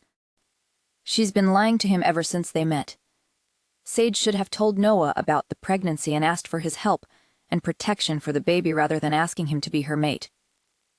Noah is a good alpha, she's always known that, but she'd been so afraid of getting Ben into trouble, afraid of Noah's judgment. Sighing, Sage rushes into the shower, hoping to take her mind off things. It doesn't work. She feels guilty, terrible, and lonely, and though she believes she deserves it, her baby doesn't. Her baby deserves a good mother, someone who knows what she's doing and treats people right. Oh God, she thinks, horrified, I'm going to be a terrible mother.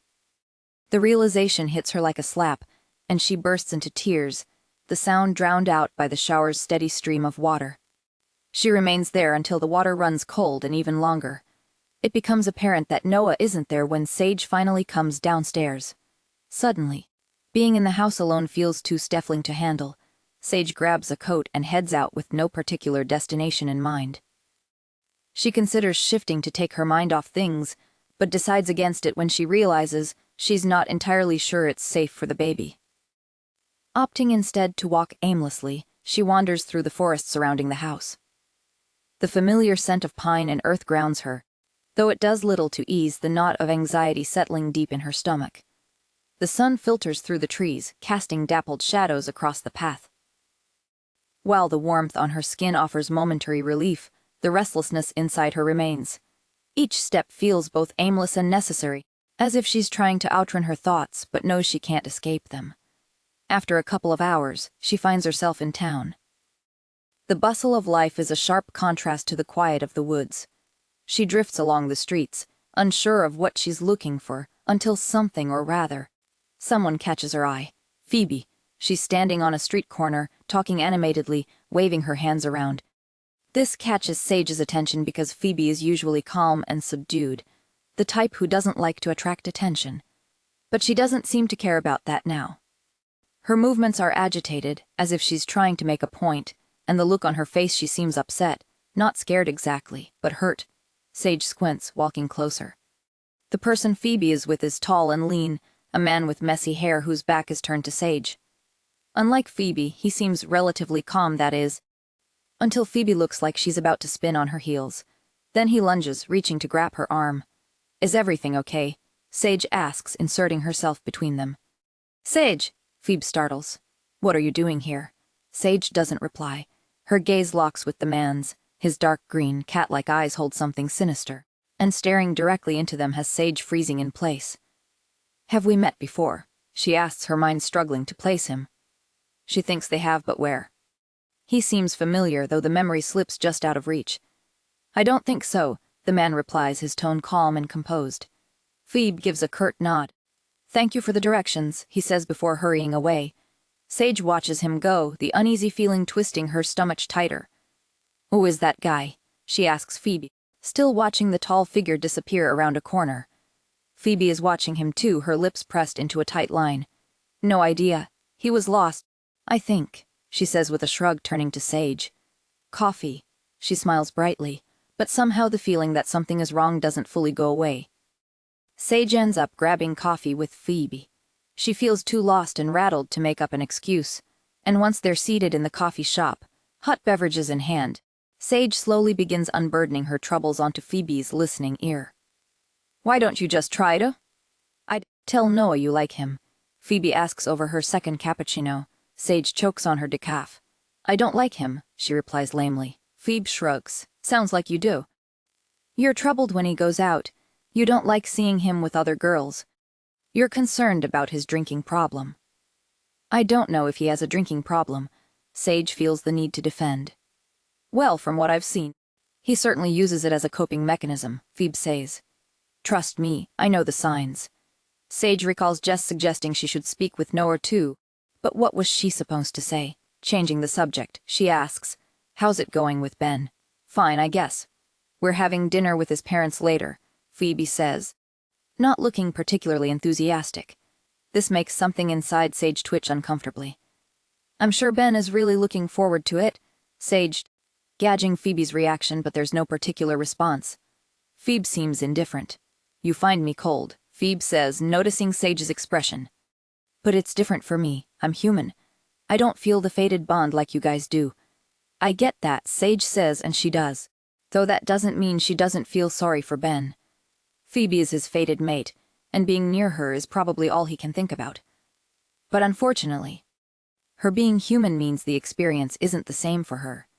She probably doesn't feel the same undeniable pull toward Ben that he feels toward her.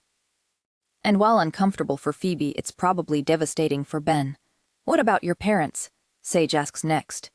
I think Ben would love to meet them. My mom left when I was a baby, Phoebe interrupts. And my dad passed away not too long ago. This stuns Sage into silence for a moment. The confession hits too close to home, touching on a wound that still feels too raw to poke. I'm sorry, she says softly. What she wants to say is that she understands.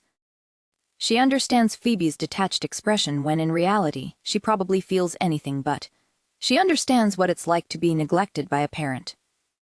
Unlike Phoebe's mom, her remaining parent is still around, but he may as well not be, for how little time Sage's father spends with her.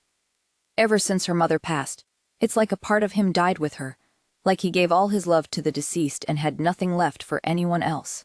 Nothing left for Sage. Regarding her mother's death, Sage confesses quietly, my mom died too. A sailing accident, a storm. Did Sage look like Phoebe when she thought of her mother? Did her eyes grow dull like this too? Did she look as alone as Phoebe does, as alone as Sage feels? She opens her mouth, wanting to say that someday she feels like something in her is broken. Like a part of her went with her mother and will never be found again. Her father has grown cold and distant, but so has Sage. She wants to say these things, but it's easier to swallow them down, to ignore the dangerous feelings that want to resurface and let them pass. Sometimes she doesn't want to feel them. Sometimes she doesn't want to feel anything at all. It's rather dark out when Phoebe drops Sage off, and the glow of the streetlights reflects off the windows of the pack house. Sage feels a little better after their unplanned coffee date, but as she steps inside, the familiar dread settles in her chest at the thought of returning to an empty home. Her footsteps echo softly as she moves through the quiet rooms, all as still and untouched as before. Her heart sinks further until, stepping into the dining room, she finds Noah sitting at the dining table set with dishes of food and lit by the soft glow of candlelight. The scene is unexpectedly romantic, and for a moment, Sage can only stare, stunned. I thought we could have dinner, Noah says quietly. He's lounging in a chair at the far end of the table, looking rested and composed. All traces of his past excesses erased, save maybe for the slight hesitation in his gaze. It doesn't dampen how handsome he looks. Sage swallows. She knows they should talk, that there's so much between them left unsaid, but she's frozen, overwhelmed. The question slips out before she can stop it. Yeah. A faint smile tugs at Noah's lips. I'm rather good at it. Actually, unlike somebody else I know. She wants to laugh until her gaze catches on the bottle of wine sitting near him. It's unopened and unlikely to affect Noah in any way, even if he were to drink the entire thing by himself. But without a word, Noah grabs the wine and gets up to move it to the kitchen, making Sage smile shakily. He's trying. He's really trying. And here she is, holding on to a secret that could shatter the fragile peace between them. She knows she should be the one apologizing, confessing to what she's done. But fear holds her back. What if he resents her for it? What if it ruins everything? Noah turns on his heel and strides back toward her, his expression raw and urgent. I'm sorry, he says, his hands reaching for her gently, cupping her face. For last night. It won't happen again. I swear. I don't usually. Sage's lips meet his, the tension between them melting immediately at the contact. She knows they should talk, knows there is a lot to be said, and she plans to. But his fingers are running through her hair, his touch warm and grounding. You know, Noah murmurs between kisses, I'm very, very sober this time. Sage lets out a breathless laugh, though her heart still aches with everything unsaid. I mostly remember you leaving, she teases, her voice light but laced with emotion. Noah's eyes darken with playful determination as he lifts her into his arms. Then I haven't been doing my job right, he concludes, carrying her upstairs. Every touch of Noah's fingers on Sage's skin sends little shivers down her spine, the pleasant kind, hinting at something wonderful she knows she'll love. She can feel his breath against her hair, his lips brushing her temple as he presses a soft kiss there. She had been drifting off to sleep, but the press of his mouth has her body humming with awareness, every inch of her attuned to him. Things have been good between them these past 2 weeks, more than good. In fact, wonderful. Noah hasn't been running off or drinking, and she hasn't had to hide anything from him. But every time she thinks about having a serious conversation about what's going on between them, the moment slips away, replaced by the fire that flares whenever they're close. It's almost overwhelming how natural it feels to be with him, how right it is when they're together. It's like a spark ignites between them, one they're powerless against, always drawing them inexplicably closer.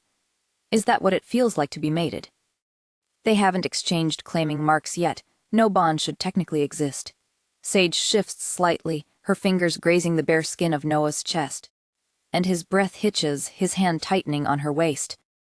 The slightest touch sets off sparks between them, and before she can fully process it, their lips meet again, scattering all coherent thoughts. The kiss is slow and soft at first, Sage sighing into it as her fingers slide into Noah's hair. Soon, they're lost in each other once more, the outside world forgotten. His lips move down to her neck, and she tilts her head back, her heartbeat quickening at the sensation of his teeth nibbling her skin. He hasn't claimed her yet, but he could. And yet, he doesn't. That particular topic piles up with all the others they've yet to discuss.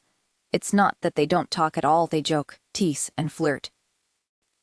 They review the inevitable amount of work Noah does for the pack together. But whenever they're near each other, the need to touch, to kiss, to hold one another becomes impossible to resist. Sage loves the way Noah looks at her, the way his fingers linger on her skin as if he can't get enough. She also loves what he does with those fingers, his mouth, and everything else. It's like he instinctively knows what she likes and needs, how to touch her, where to bring her the most pleasure.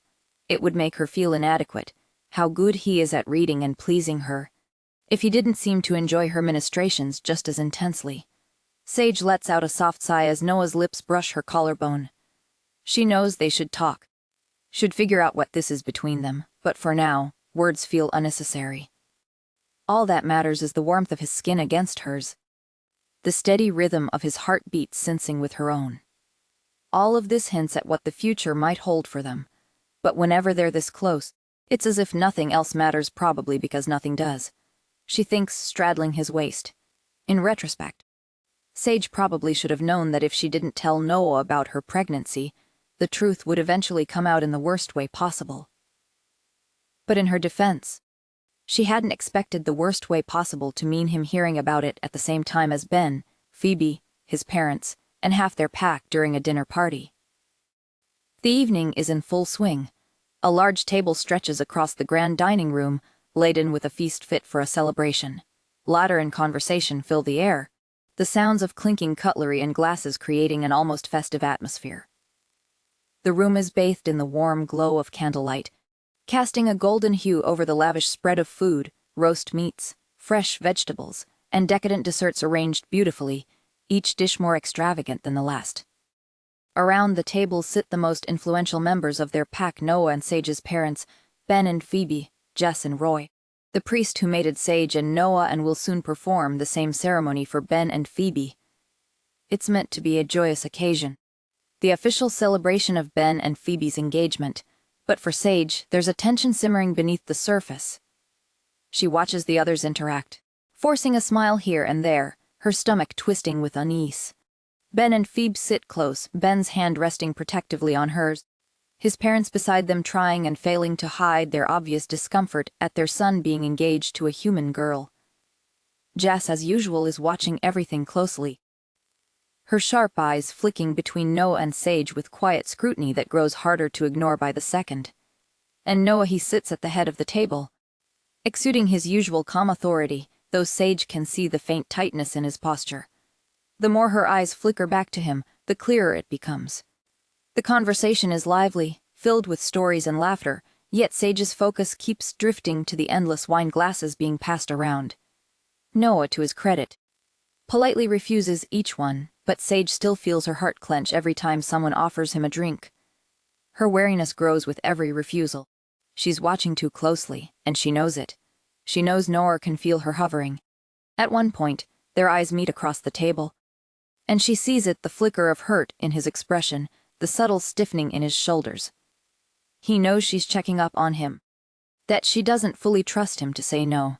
Sage feels a pang of guilt but can't stop the wariness gnawing at her.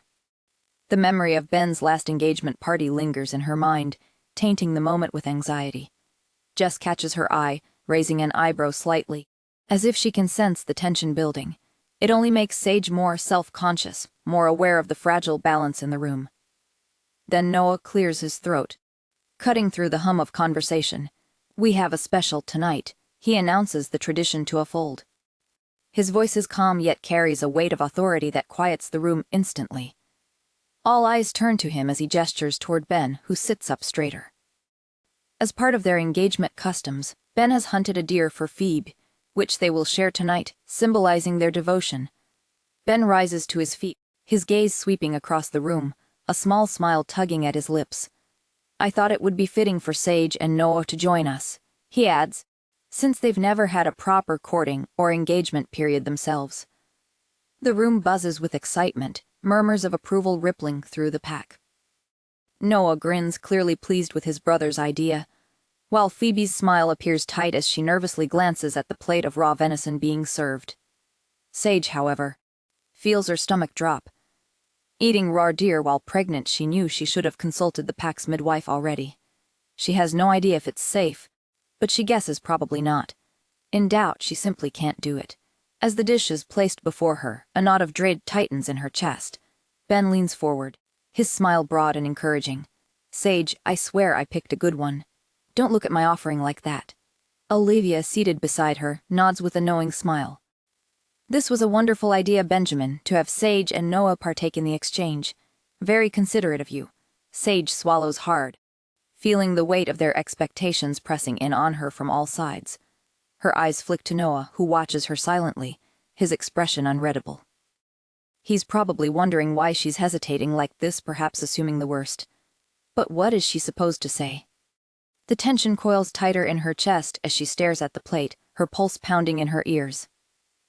"I'd rather not," she stammers, her voice barely audible over the growing silence. "Oh, come on," Ben urges, his tone light but insistent. "It's just one bite." Noah's gaze lingers on her, a flicker of something indecipherable crossing his features.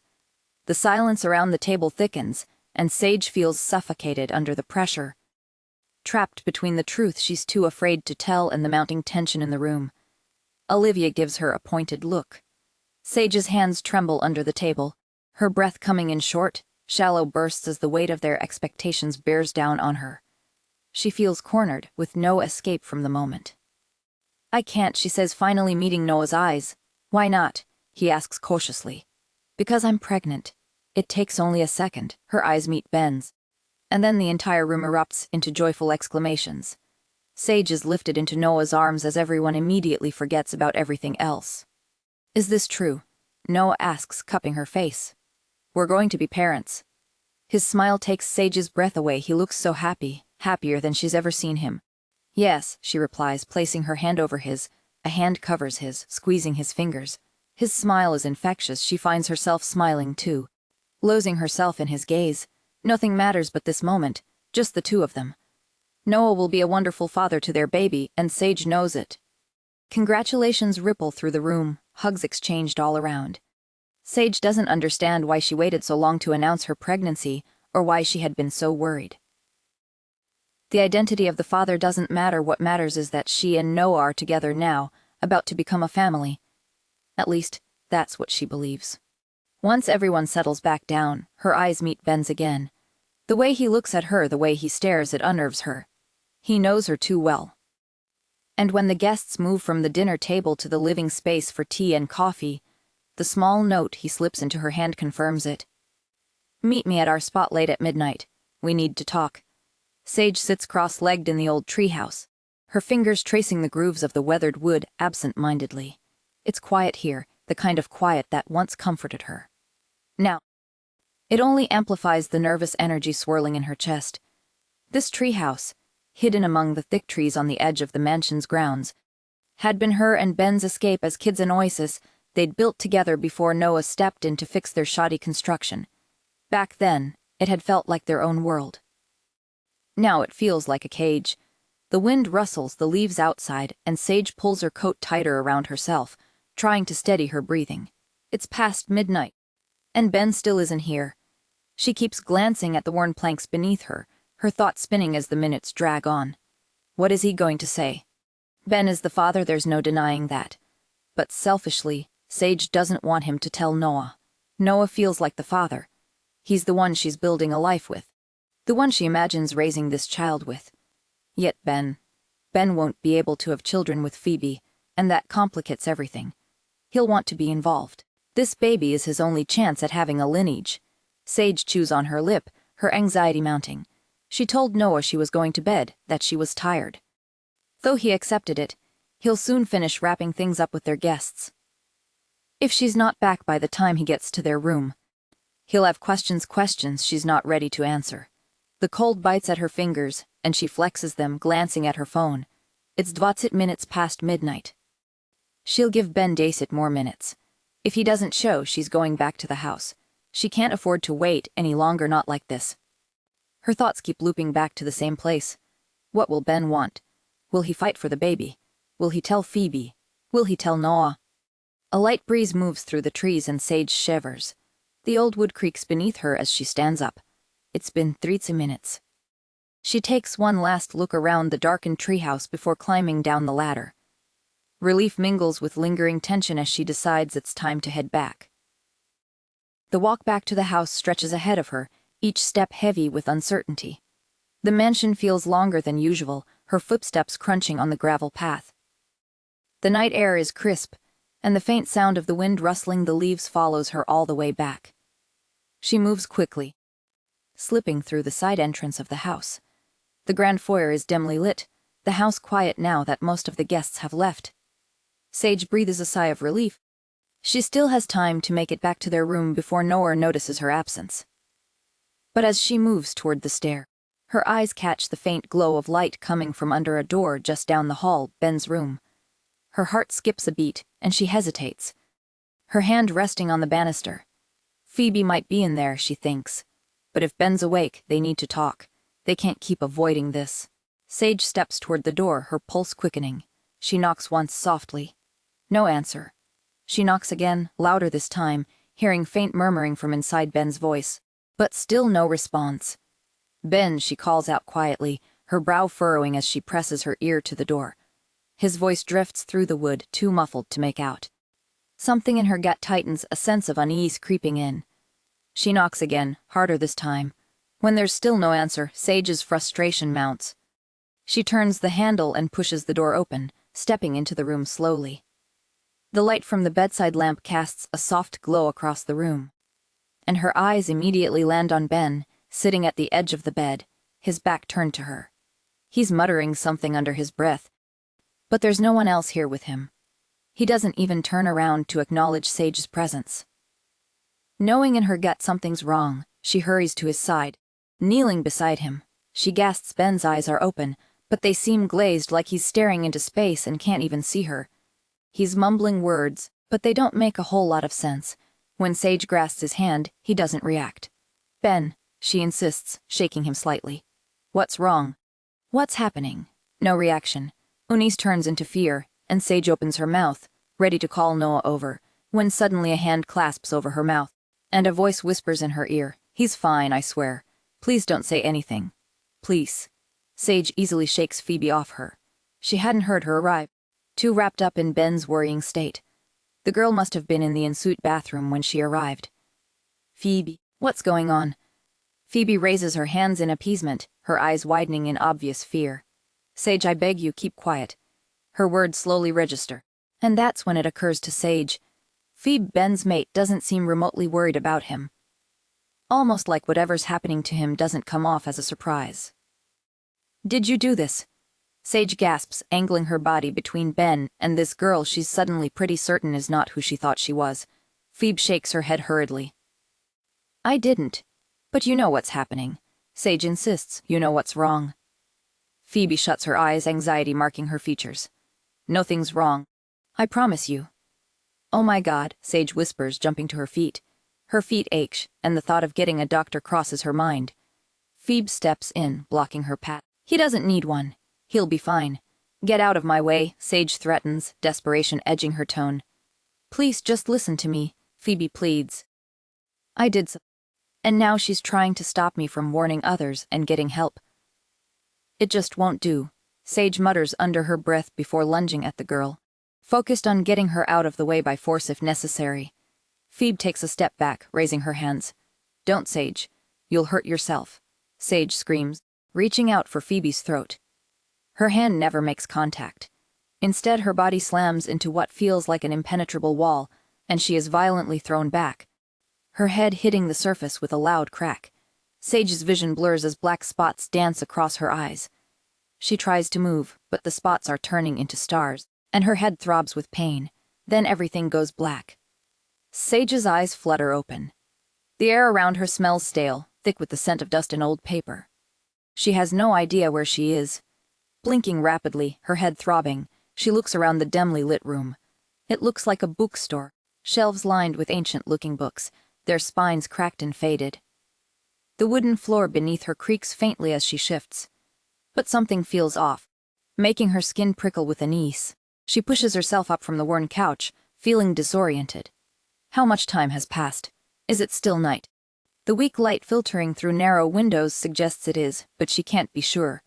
Her mind races, trying to piece together fragments of memory she'd found Ben in that strange trance-like state, and then Phoebe. Phoebe had done this to Ben and attacked Sage. Panic flares in her chest as she remembers being thrown against the wall, the sensation of her head cracking against the hard surface. Her heart pounds as the realization settles in she's been moved while unconscious. Her eyes dart around the room, taking in the unsettling atmosphere pressing down on her. The books, the walls, even the dim light feel oppressive, like a heavy weight hanging just out of sight. A chill runs down her spine. Before she can gather her thoughts, footsteps sound from behind one of the bookshelves. Sage tenses, her body reacting on instinct, and she jumps to her feet just as Phoebe steps into view, holding a steaming mug of tea. "Sage, wait," Phoebe says softly, her expression filled with worry. But Sage is already backing away, her heart hammering in her chest. "Stay away from me," she snaps, her voice tight with fear. She glances around the room, searching for an exit, her mind spinning with the need to escape. "What did you do? Where am I?" Phoebe takes a cautious step forward, holding up the mug as if to show she's harmless. "Please, I swear I didn't hurt you. I just brought you somewhere safe." "Safe," Sage's voice rises incredulously, "threw me into a wall." I didn't mean to, Phoebe says, her voice trembling with sincerity. There's a protective spell in there, she explains, pointing toward her locket. It reacted when you tried to grab me. A spell, Sage exclaims, mind swirling with disbelief. Are you a witch? Phoebe has powers. She's used them on Ben, Sage thinks, her thoughts racing. But why? I'm not a witch, Phoebe says, settling the mug onto a small coffee table. And I would never intentionally hurt you or Ben, Sage. You know that. Does she? Sage shakes her head. Right now, the only thing I know is that your name's Phoebe. Phoebe's expression drops, along with Sage's stomach. Oh my God, your name's not even Phoebe, is it? No, Phoebe replies, looking contrite. It's Iris. Sage shakes her head in disbelief. None of this makes sense. She has so many questions and doesn't even know where to begin. Amidst all of this confusion, she asks, well, why didn't you just say so? Then, remembering this isn't the most pressing matter at hand, she adds, and where's Ben? Is he okay? Iris, Sage corrects herself. Iris nods emphatically. Yes, he's fine. He's upstairs. We brought you both here so you wouldn't alert anybody. Sage feels dizzy again. Wait, my boss. Iris clarifies, her expression becoming displeased. Who should be around here somewhere. This makes Sage tense. Are you planning on holding us here for ransom? Is that what this is about? Iris' eyes widen. No, Sage, this isn't like that at all. Fine, Sage snapped, jumping to her feet and ignoring the dizziness. Then I'll just grab Ben, and we'll go. Just as she'd suspected, Iris immediately takes a step forward. No, wait. You can't leave yet. We need to. So you are holding us here against our will, Sage accuses, glancing around nervously. She needs to plan an exit strategy. The front door of the store is behind her. She's pretty sure she can reach it without Iris being able to stop her. But Ben is still in here somewhere. She can't just leave him. She needs to buy some time. I can't believe you did this to him, Sage accuses, pointing toward Iris. He loves you. He's your fated mate. Iris' gaze lowers, her fingers clenching uncomfortably. He's not, she says. We're not mates at all. Sage's jaw drops for a second. Of course you are, he felt it. Iris shakes her head. He's been enchanted to believe it only temporarily, she quickly adds, nodding to Sage's horrified expression. The spell will end soon, and he'll realize the truth. Ben had been enchanted to believe Phoebe Iris was his mate. But how? How is that even possible? And for what purpose? It sounds unbearably cruel to do this to someone. Fated bonds are sacred and precious to Sage and her people. The very idea that one could be tricked into finding their mate, only to discover it's all a lie. She shivers in horror, pain gripping her heart. Why would you do this to him? Sage whispers, her heart beating wildly. Make him think you're his mate. Do you realize what you've done to him? To us? Iris opens her mouth to protest, but Sage's anger feels like a tidal wave, an unstable force that needs to lash out. What do you think will happen when he finds out? Happens when he realizes the truth. She yells, stepping towards Iris with no clear intent in mind, but the one to express all her hurt. He'll be devastated, and for what? The realization that her intended mate, the man she'd been with for years, had purposely been tricked into leaving Sage, who was pregnant with their child, is making her see red. From where she's standing, it's all Iris's fault. Please calm down, Iris says, her voice tight. Your eyes are glowing. You ruined our lives, and for what? Sage spits out, ignoring her. I told you. Iris protests, her expression growing angry as well. I didn't do this. How do you think I felt, having to pretend to be some random shifter's mate? This hasn't exactly been a pleasure for me either. Sage screams, throwing herself towards Iris again, despite her better judgment. She doesn't get very far. Her body stills, freezing in place midair, as though held by some invisible force. It feels cold and dark. She gasps, struggling against whatever's holding her back, feeling her muscles twitch and strain uselessly. Phoebe stares, unable to move, unable to settle. Will you? A male voice says calmly from behind her. Sage feels herself being pushed backward, her knees hitting against a chair, and suddenly she's seated, facing a tall, towering figure, a man with dark green eyes and messy copper hair. Have we met before? Sage asks, confusion swirling within her. Plenty of times, the man replies, waving his fingers. The cold, heavy sensation that had been holding Sage in place vanishes instantly. This is my boss, Adrian, Iris says to Sage. though her eyes remain fixed on the man, clear anger simmering behind them. Sage doesn't care about Iris's feelings right now. "So you did know him," she exclaims, vaguely remembering seeing Iris with this person on numerous occasions. Betrayal washes over her again. Clenching her fists, she jumps to her feet, but Iris's boss interrupts before she can even attempt to speak. "Try lashing out at her again," he says, sinking into a nearby chair. His tone is calm and detached, as is his expression, but Sage recognizes danger when she sees it. This man is undeniably a threat. His presence puts her wolf on edge more than any looming threat ever has. "You're the one with magic," Sage deduces. Iris is undeniant, which is how she'd blended in amongst them, with no one ever suspecting she could pose some sort of threat to Ben or anyone else. This Adrian, on the other hand, is an entirely different story. No shifter alive wouldn't feel wary in his presence. Adrian is a magician. Iris attempts to explain, sending him a nervous glance. If someone comes to him with a wish, he can't refuse them. "Iris," Adrian interrupts, a slight warning edge to his tone. She's upset. Iris pleads. "I'm just making sure she has all the facts. Just leave us," Adrian replies, waving Iris away dismissively. The lad looks properly affronted. "After everything I've done for you, you're just—" "I said leave," Adrian barks, his voice snapping through the room like a whip. Sage jumps in the back of her chair, shock rippling through her. It's like the room suddenly shifts. The temperature drops a couple of degrees, and the atmosphere grows darker. Shadows stretch against the wall like distorted roots. Sage is visibly terrified, but Iris merely blinks at the scene. "Jesus, you're dramatic," she mutters, rolling her eyes as she exits the room. A heavy silence blankets the space after she leaves, Sage too afraid to break it or even move. Thankfully, she doesn't have to. "I'm the one who enchanted your boyfriend into thinking Iris was his mate," he explains in a neutral tone, sipping on a glass of whiskey that materialized out of thin air. He doesn't appear particularly regretful except for the long gulp he takes from his drink. It reminds Sage of something Iris once said about Noah's drinking habit, how she believed it was a coping mechanism. "Trust me," she'd said. "I know the signs." Sage frowns. "You enchanted Ben, but you didn't have a choice," she says, recalling what Iris had explained earlier. When someone makes a wish, he has to grant it. "I still did it, though," Adrian replies, a faint smirk tugging at his lips. "But somebody else asked you to do it," Sage presses, frowning deeper. "Why, and who?" Adrian crosses his long legs, looking uncomfortable in his too small chair. "I can't tell you that. I'm sorry." He doesn't sound sorry at all, just wary. "What I can tell you is that there's a time limit on this wish. Ben will only see Iris as his mate for 3 months, and their time is almost up." Sage shakes her head. "That's not good enough. Ben can't spend another second believing Iris is his mate when she isn't. You have to end your spell. I can't. Once a wish is granted, it can't be undone unless I die." Adrian takes another lengthy sip of his drink, which seems perpetually full despite his consumption. "But as I said, this wish has a time limit. Ben will soon be free. Have Iris tell him the truth." Sage rises to her feet. She owes him an explanation. She owes him nothing. Adrian's expression darkens, and with it, the room itself.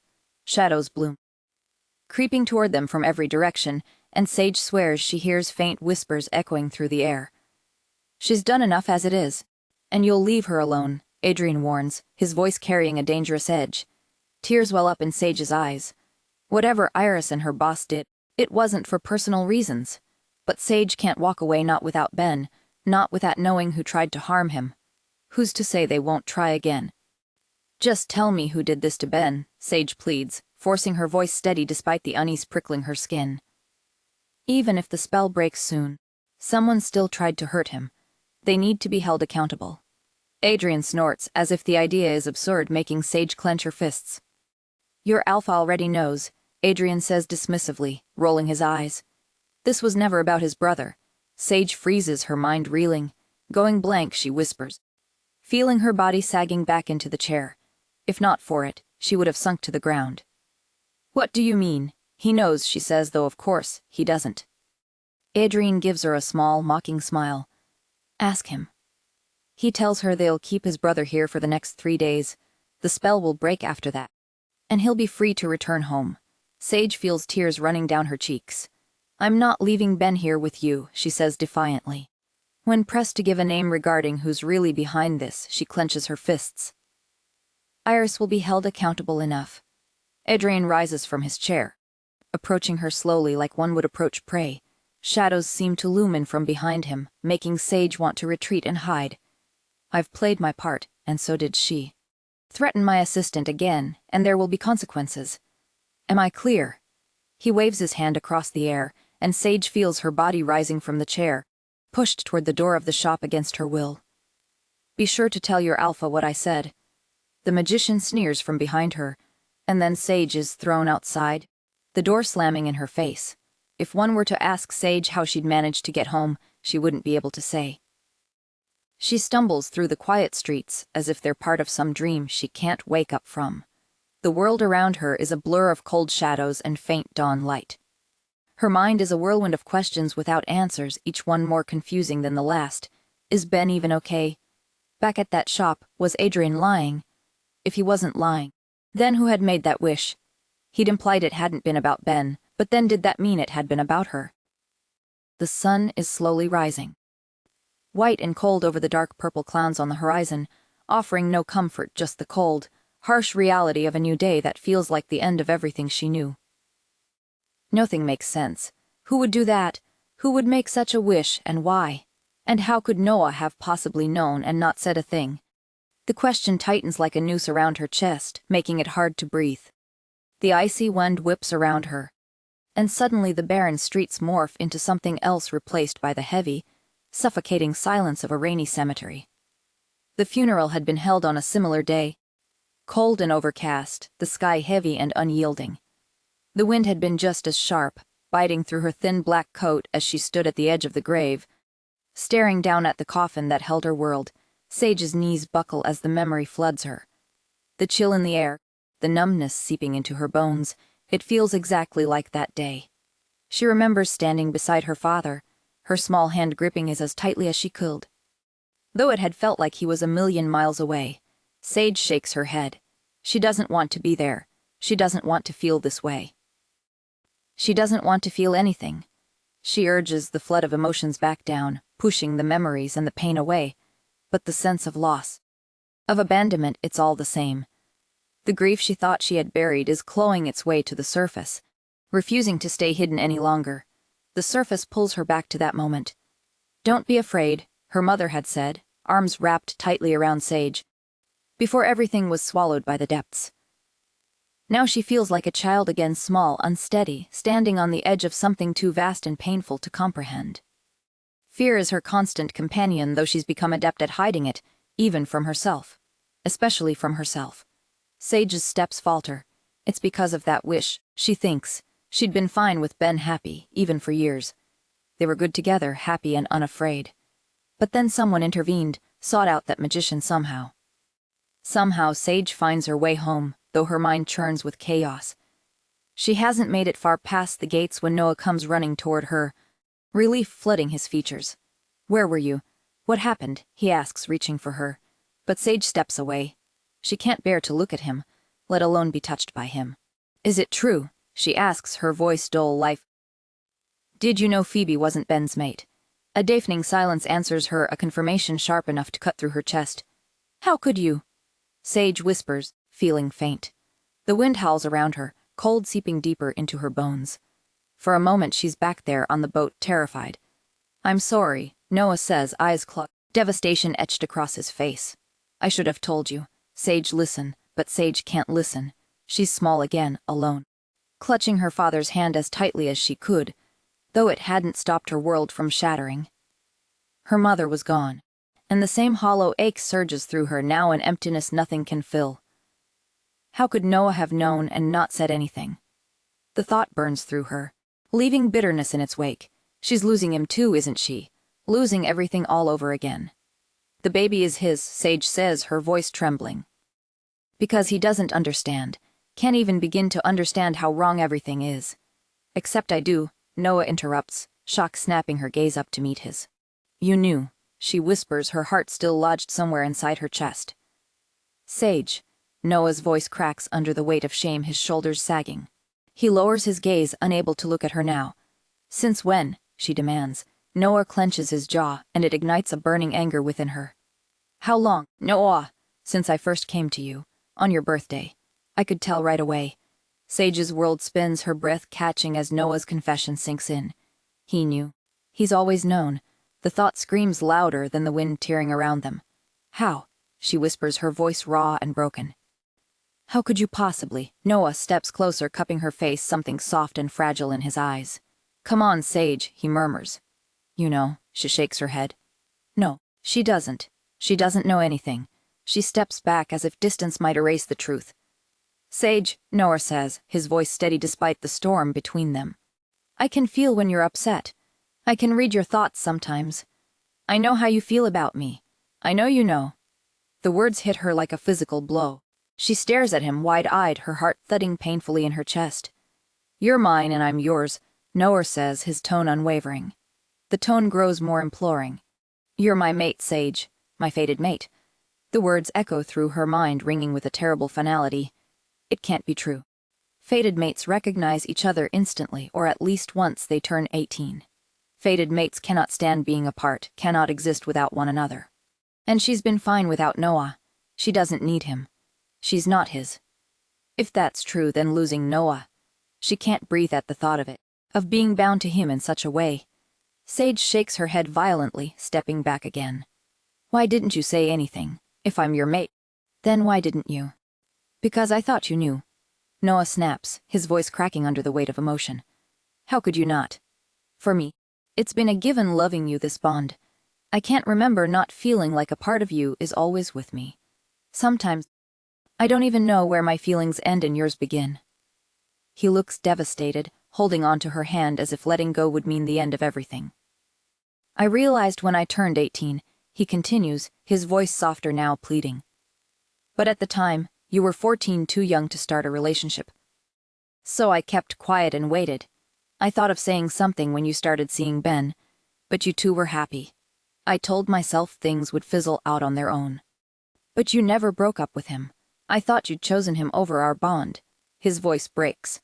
Only after we were mated. When you told me you couldn't understand why I hated seeing you two together, did I realize? Her eyes widen as pieces begin to fall into place. Why Noah had run off on her a couple of times, probably reading her conflicting emotions through their bond. How he always seemed to know how she felt. How he knew just where to touch her always. He knew because he had direct knowledge inside her mind. And he kept that a secret. I wanted to tell you, Noah says, shaking his head like the thought is too painful to bear. But I was afraid. You were finally mine, and I couldn't risk losing you. Sage's mind races. Noah knew. He knew all this time and kept it from her. How could he stand there and say nothing? Watch her with Ben, knowing the truth. The betrayal stings, cutting deep. And then it clicks, the magician's words, the wish that separated her and Ben. Who else could have made that wish? Noah's the only one who stood to gain from it. Her eyes widen with realization, fury boiling inside her. You made the wish, didn't you? Suddenly she feels nothing. No more hurt, no more anguish, only calm. You wished for me to be separated from Ben. Noah's face drains of color, his expression shifting from shock to horror. No, Sage, I swear I didn't. Don't lie to me. You knew about the wish, she interrupts, her voice cold. You didn't tell me. You betrayed both of us, me and Ben. I didn't make the wish. Noah pleads, desperation creeping into his voice. I would never do that. You have to believe me. I can't trust you anymore. She cuts him off, stepping back farther. How can I? You've lied about everything about us, about our bond. Now I'm supposed to believe you. Noah's face is filled with anguish, but Sage doesn't wait for a response. She turns and walks away, leaving him behind. She turns and runs, her heart pounding in her chest, her mind spinning. All she knows is that she needs to get away from him, away from everything. The storm of emotions crashes over her, drowning her in pain, betrayal, and fear. She doesn't look back. Sage goes back to her parents' home and locks herself in her room. The only piece of information she gives Olivia, who's been banging on her door endlessly, is that she won't come out and speak to anyone but him, Ben. According to the magician, Ben should be free from the effects of the spell, from any lingering thoughts of Phoebe, in 3 days. Sage can wait. She's not hungry, she's not upset. She doesn't want to talk or lift her spirit or take her mind off things. She feels numb and empty, like she had after her mother had died and she'd come to this pack. The only thing that had gotten her through it had been Ben. He'd shown up beside her and let her remain silent, defended her blank stares and her lack of enthusiasm for anything. He hadn't minded the absence of her scent like everyone else had. She trusted him. And just like she knew he would, Ben shows up. It's strange seeing him at her door, yet how familiar it feels, how safe. A flicker of something. Then relief and calm contentment. She likes these feelings. These feelings don't make her feel like she's drowning or walking on thin ice. These feelings are known and familiar, something she's grown with and gotten used to, something she can live with. I'm sorry, Ben says softly. I'm so sorry, Sage. He gives her a warm hug and then brings her a plate of food, sitting beside her in silence, a hand on Sage's abdomen. The silent promise to be there for their child hangs between them. Can we get past this? He says eventually, sometime later days maybe. Sage puts her head on his shoulder and sighs. We already have. Sometimes during the night, something in Sage softens her guard, her resolve, the walls she's built, and then she feels it. A loss and pain like no other, a hurt that threatens to swallow her whole. Every inch of her screams at the wrongness of it all. She becomes dizzy and nauseous, her chest constricts, and the breath is kicked out of her lungs. She suffocates, gasps and pleads. It's gone when she opens her eyes. It was me, Jess tells her a week after Sage has left Noah. I made the wish. They're standing in Sage's kitchen. Everyone out including Ben. Sage suspects Jess already knew that when she walked in. Jess looks as beautiful as ever, despite her wet hair and drenched clothes, an indication that she'd stood in the pouring rain before coming in. I'm sorry, Jess continues, lowering her eyes. If I'd known about the pregnancy, why would you even wish for this? Sage shakes her head in disbelief. It doesn't make sense for Jess to wish for Sage and Ben to be apart. You love Noah, Sage says, trying to hold back the flood of emotions threatening to break through at the thought. You've always loved him. Jess laughs, though it's not a happy sound. And yet you wonder why I did it, she replies, sending Sage a look filled with unspoken meaning. The look of pity deepens. Is there really no limit to your emotional detachment? What good did it do you to break me and Ben up? Sage insists, clenching her fists. She feels exposed, ridiculous, like a child being scolded. Surely you must have known about me and Noah, she continues. I knew, Jess interrupts, her eyes glaring daggers at Sage. That's why I did it, don't you understand? I did it for him because he'd been in pain for years, and I couldn't bear seeing him like that anymore.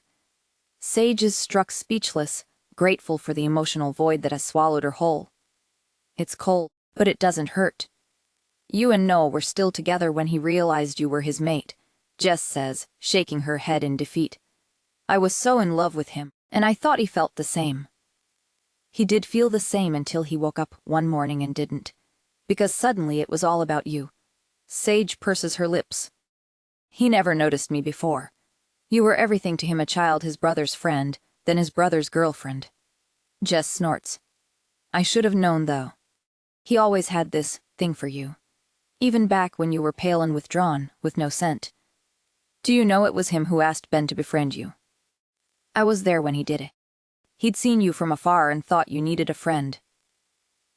Everyone else thought what I needed was an intervention, Sage mutters under her breath, though the novelty of this revelation stuns her into silence.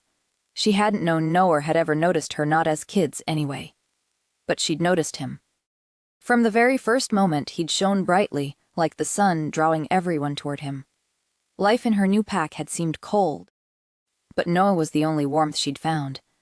Of course, she'd never hoped to attract his attention, not as a child too young to interest him, nor as a teen too inexperienced to catch the eye of someone like him, the future alpha whom every girl adored. Jess speaks again, her voice softer now. He turned to Vlast and realized instantly. He said he could feel you, not clearly at first, but he was so excited. You should have seen him, Sage. The way his eyes lit up when he spoke of you, his perfect mate. He broke things off with me and didn't look at another woman while he waited for you to turn dismissed. He said he'd be patient, that he didn't want to overwhelm you. It was difficult for him, especially when you started dating Ben, but I encouraged him to stick to his plan. I truly believed once you understood how Noah felt, surely you wouldn't stay with his brother. But then, on the day you turned Visnatsit, you showed no sign of understanding the bond. Noah was devastated. He thought perhaps he was going crazy, that it was all in his head. Enough, Sage snaps, though it comes out as a pitiful rasp. If Jess hears it, she doesn't show it or doesn't care. Because Jess cannot possibly begin to understand. She can't comprehend what it felt like for Sage to turn Vincent, wanting nothing more than to claim her alpha for her own, a man who, to her, represented not just desire but also duty, identity, and belonging. Sage had only ever seen her boyfriend's brother surrounded by people, but it was always Ben who stayed by her side. Ben wouldn't have stayed if he'd known how she truly felt about Noah. When Noah wished her a happy birthday, when he asked her how she felt, when his lips pressed against hers, she fled. She ran because she was terrified, because she felt sorry for Ben. But not even 10 minutes later, she returned. Her lips burned, everything burned, and all she could think about was Noah. She needed him to touch her again, to look at her.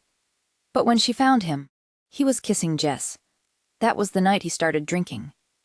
Jess explained, interrupting Sage's thoughts. He was good at hiding it at first, but over the years, it got worse. Sometimes I can't wake him for hours. And then there are all the hookups he says are fun, but I know he doesn't enjoy them. Hell, most of them he can't even remember. The glass in Sage's hand shattered, seemingly out of nowhere. Blood ran down her palm as Jess watched with a satisfied gleam in her eyes. So you do care, Jess said, her gaze fixed on the dripping blood. Who would have thought? Get out of my house, Sage snapped, turning away. She needed to regain control, to stop drowning in her emotions in her loneliness. She didn't need this. It was too late. She and Noah had ruined everything, lied to each other, destroyed any chance of a future together. But Sage and Ben, they worked. They made sense. They were having a baby. I heard of a magician who could grant wishes for a price, Jess continued. I asked him to reunite Ben with his fated mate. Best of both worlds. Ben would have his mate, and Noah would have you.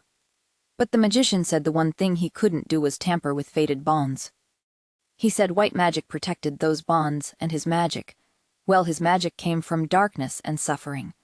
So instead of reuniting Ben with his true mate, I wished for him to think he'd met her temporarily, just to give Noah his chance. The magician had warned her it was risky.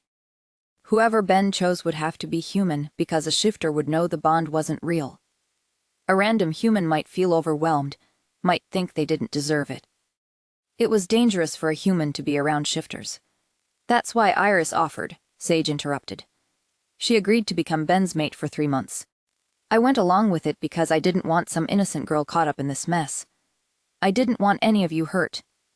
But I was desperate. I was worried about Noah. Or maybe, Sage snarled, you were hoping that once Ben came to his senses, he and I would get back together and Noah would finally let me go. Jess snorted. You don't understand how much he loves you, Sage. If you think he could ever just let you go. There's a crack in the void, a fissure in the numbness, and pain seeps through. Sage once known of it. He lied, she snapped, turning away. But he hadn't known about the wish not for a long time. The night you caught me bringing him home. That was when. I don't want to hear it, Sage protests, shaking her head. Jess's voice follows her as she walks off. He didn't make the wish, Sage. You have to talk to him. This is hurting both of you. But Jess's words ring hollow in her ears. She flees the room and locks herself in her bedroom until Ben comes home, repeating over and over, this changes nothing. It ends with Sage returning to the scene of the crime. When the car rolls to a stop, she doesn't know it's about to end. All she feels is the coastal air, tinged with salt, and the faint roar of the ocean making her stomach turn. The sound of waves crashing against the shore sends shivers through her body. Her Uncle Eric, the alpha of her old pack, the pack she and her father had left after her mother's death, is hosting a party to celebrate a new alliance between him and Noah. Sage had no choice but to attend. She isn't officially Ben's mate yet. She and Noah may not have exchanged mating bites, but there'd still been a ceremony. Before Sage can remarry, their union must be officially dissolved in the eyes of the pack's priest, and that cannot be done without Noah's approval. She sighs, staring at the expanse of the property ahead. In truth, she has no idea what she's doing here, or where she's meant to be, just not here. The place holds too many painful memories. It feels like an unnecessary cruelty, but Olivia had insisted, saying, "One can't run forever." Whatever that meant. The moment Sage's feet touch the ground, the familiar scent of the sea fills her senses, and her heart lurches. Her uncle had been looking forward to seeing her.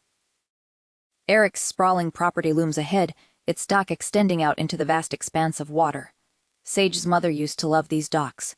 Sometimes she'd sit there, watching the ocean, losing track of time. Sage would go down and take her hand. Now her fingers twitch, fighting the urge to grip something for stability. She's barely stepped out of the car, but her body is already on high alert, tension rippling through her. Her gaze flicks to the sky, clouds thick and heavy, like a storm waiting to unleash its fury. The light filters through in uneven streaks, casting long shadows over the landscape. The same kind of light from that day. She thinks the day her mother took her out on the boat. Sage blinks rapidly, pushing the thought away. The property is teeming with guests. Familiar faces from her youth mingling with the new. Among them is a therapist one Sage had been forced to see. "It's okay to cry, Sage," they'd said. "You don't have to be strong all the time." But Sage hadn't cried, not then. She smiled, said everything was fine, and shoved the pain down so deep it couldn't reach her. But like the sea, its pull never truly fades. Relentless waves crash against the dock, vast and uncontrollable. No matter how hard she tries to distance herself, she's pulled back in. She swallows, attempting to focus on anything else. The guests, Ben and Olivia, exchanging polite conversation inside. She answers questions, forces smiles, but then Noah enters the reception area, and her thoughts unravel. She hasn't even seen him yet, but she feels him like an anchor drawing her in. His scent reaches her first, woody, clean, powerful, and suddenly her senses sharpen, instinct taking over. The low rumble of his voice sends a shiver down her spine. She flits between conversations with half-recognized guests and attempts to engage with her sister, but nothing works. Noah consumes her thoughts entirely. Her chest tightens under the weight of it all. She needs air. Slipping outside onto the terrace, the cool wind slaps against her skin. She has to get out of here. She needs Sage. The sound of his voice saying her name makes her close her eyes briefly, trying to steady her breath. "When will you approve the separation?" she asks without turning around. "How long are you planning to make me suffer?" Behind her, Noah scoffs, his scent spiking with anger. "I make you suffer. We haven't spoken in weeks. How do you think I feel?" Sage's throat tightens. "If you feel half as bad as I do, then you know there's nothing left to do but go our separate ways." Before she can finish, Noah steps into her space, towering over her. All she can do is stare at his impossibly beautiful face before he grabs her forearm. The press of his fingers burns against her skin, too much and not enough. "That is the last thing I want," he sneers, jaw clenched, eyes dark and red-rimmed, slightly blurred. The sight makes Sage's stomach drop. "Have you been drinking?" she asks, already knowing the answer. It's evident in the way he stands, the cadence of his speech. "I can't believe you," she scolds, trying to yank her arm away. Noah snorts. "And you promised to always be by my side and grow old with me. So hey, I guess we both lied." His words make Sage flinch. She tries to step back, but Noah pulls her closer, and she's too weak to resist, too weak to push him away. When his mouth claims hers again, it feels like an eternity since she's had this. A lifetime. She moans into the kiss, gripping his hair, biting his lower lip until she feels him everywhere, pressed against her body, invading her mind. Suddenly, his desire, fear, and pain crash over her like a tidal wave. She can't breathe. His raw, conflicted emotions threaten to swallow her whole. It doesn't help that his mind is clearly clouded and impaired. "Stop," she said, pushing him away. "Ben's too kind to break things off with you when you're carrying his child, and you know it," Noah snarls. "He deserves someone who actually loves him." "I do," Sage protests, her throat tightening. "Impossibly tight, not like you love me," Noah growls, pulling her against him again.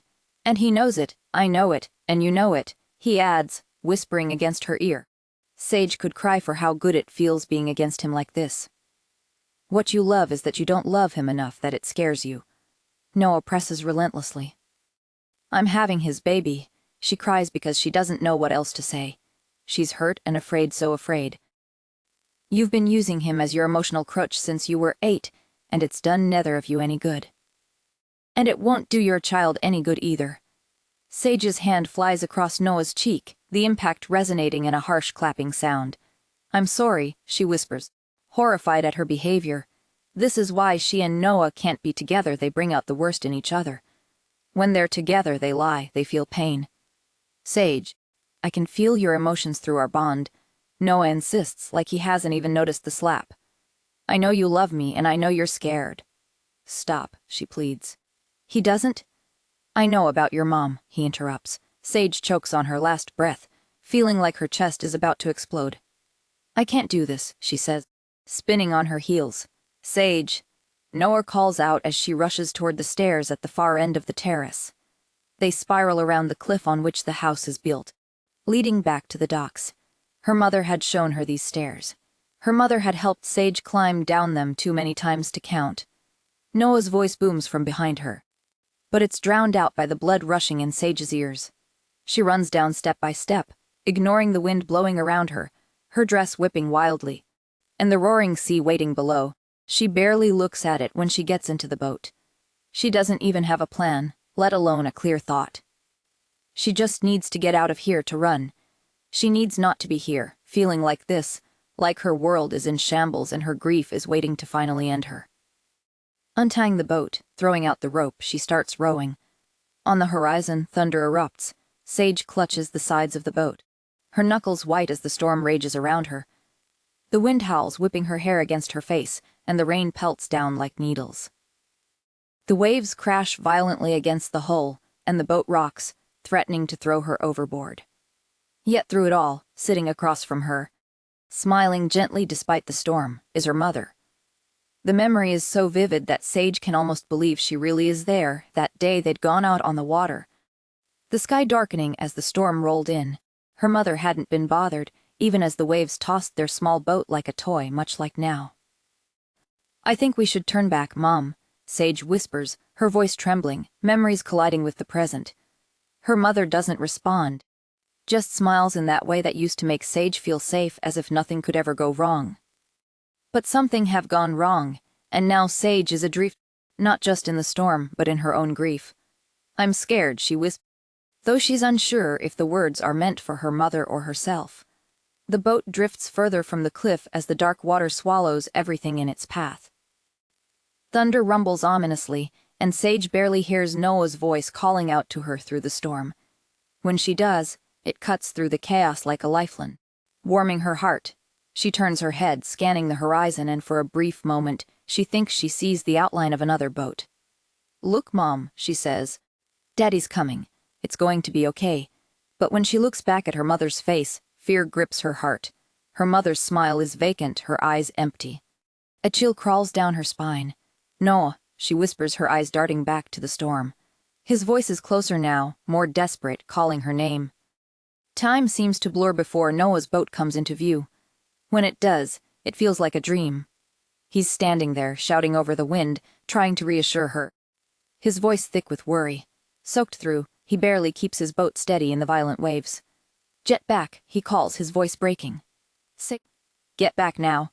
But all she can do is stare down at the water, a bottomless pit. She feels her mother's arms wrap around her from behind, pulling her close. The sensation is so real, so suffocating, that Sage can't breathe. "Don't be afraid," her mother whispers, her voice soft, almost soothing. Her cold hand pets Sage's hair, and all Sage wants is to go home. "No," she screams. She sees him jump from his boat, landing onto hers. The sound is deafening as the sky splits open with blinding light. Everything happens too fast. Noah grabs her, his arms tight around her. "I've got you." "Sage," he whispers. She buries her face in his chest, terrified and so terribly cold. "My mother," she cries, a choked, pathetic sob. "She's gone." "She can't hurt you," Noah replies. For a short moment, everything else disappears. His warmth, his strength, it's all that's grounding her. Then lightning strikes. The boat jolts violently, and Sage feels herself being ripped from Noah's arms as they both fall into the freezing water. The cold hits her like a wall, knocking the breath from her lungs. Around her, the storm churns, waves pulling her under. For a moment, she's back in that moment. Her mother's arms around her, pulling her down. Panic rises, her chest tightening. The weight of the water presses down on her. She can't breathe. She can't. Noah's mind brushes against hers through the bond, calm and loving. Sage's eyes snap open. Below her, under the chaos of the waves, Noah's unconscious form disappears into the darkness, blood seeping from a wound on his head. "No," she screams, the sound swallowed by the sea. "He's sinking." And she can't reach him. Her father had pulled her out of the water once, and she'd gasped for air, just as she does now as he'd repeated, "You're safe now. You're safe." But Sage hadn't felt safe because, below them, underneath their boat, her mother had been drowning just like Noah is now. But Sage is no longer a little girl, and Noah isn't her mother. Sage doesn't want to leave her. She's felt it. Plunging back into the water. The cold bites at her skin, the darkness swallowing her whole, but she doesn't care. She's not afraid anymore, not for herself. All she can think about is Noah. Closing her eyes, she focuses on the bond between them, the faint thread that still connects them even now. Her arms cut through the water with desperate strokes. Her lungs burning. The storm rages above her, the waves pushing her down, but she doesn't stop. Finally, her hand brushes against something solid. She grabs hold of Noah, putting all her strength into swimming the two of them up. His body is limp in her arms, his head lolling to the side. When they erupt from the water, she holds on with everything she has. The storm is relentless, but Sage is stronger she has to be. She gets them both onto the boat, her hands shaking as she lays Noah on the deck. His face is pale, his lips tinged blue, and for a moment, panic grips her. He's not breathing. Sage's hands tremble as she presses down on his chest, her heart clenching with terror. She can't feel a pulse. "Noah," her voice breaks. "Don't leave me." She presses harder, counting the beats in her head, praying with every breath. "I'm sorry," she cries out, her tears mixing with the rain. "I'm so sorry." He looks so pale, so still, and it's all her fault. Everyone thinks Mom's death was an accident, but Noah, she murmurs, pressing her hands into his chest again and again. But I knew the truth. She'd been in pain for years, and that day on the boat she hadn't wanted me to come along. She drove our boat right into the storm. When help came, she jumped into the water. Tears blur Sage's vision mixing with the rain. I wasn't enough. You understand? She left me. She left because her love for me wasn't enough. So when I turned to Venatsit and started feeling our bond, I ignored it. Because for a brief moment, I felt your pain too, and I thought one day you'd leave me, and I couldn't bear it. Sage presses her lips onto Noah's, trying to blow air back into his lungs. But you were in pain because of me, she cries, her forehead dropping onto his still chest. Because I was too afraid to lose you, to tell you how much I loved you. But I do love you, Noah. Please forgive me. She sobs, and then Noah begins to cough, pulling her into his arms. I love you too, he murmurs eventually. When the coughing stops, on the horizon, the sun pierces through the clouds. The bookstore doesn't seem so impressive in the light of day, perhaps because Sage hasn't stepped foot in it before. It took her a while to find it, and she'd realized she'd passed in front of it a few times afterward without noticing. Almost like something had compelled her not to look too closely. You go first, Ben tells her, pushing her forward. Sage elbows him in the stomach. You go first. You're the one who wanted to see Iris again. Not me. Ben sends her an affronted look. You said you wanted to apologize to her. I'm a mother now, Sage reminds him, crossing her arms. I have a child to think about it, and before Ben can protest, she adds, we agreed you were just going to be Phoebe's fun uncle, not her father. So, you should go first. Ben pushes open the door to the shop. I still can't believe you named your daughter Phoebe, he grumbles. Walking into the bookstore feels different now, bathed in the muted light of day. It's smaller, less imposing than Sage remembers, and without the cloak of darkness. The space seems to withdraw, folding in on itself. The once eerie silence now feels like a quiet morning. Ben walks, the doorbell chiming softly as Sage steps inside, her heart thumping in her chest. We're closed, a voice says from the back of the store. Sage instantly recognizes the magician Adrian's voice. Your door was open, she argues, with less bravado than she'd have liked. Receiving no answer, she clears her throat and adds, is Iris around? There's a beat of silence, and then the tall, lean figure of the magician appears, dragging his feet through the back door. His copper hair is even messier than Sage remembers, and his face, if possible, more gaunt than it had already been. He's carrying a bottle in his hand, what's left of its liquid sloshing around pitifully. Is he in his pajamas? Ben mutters to Sage. Iris isn't here. The magician snaps with a roll of his eyes. Good day, he says, as if he very obviously doesn't care whether they end up having one. Well, do you know when she'll be back? Ben fidgets nervously. I've never had a chance to talk about what happened with her. A hardened gleam appears behind Adrian's green eyes. Right, you're the guy, he says vaguely.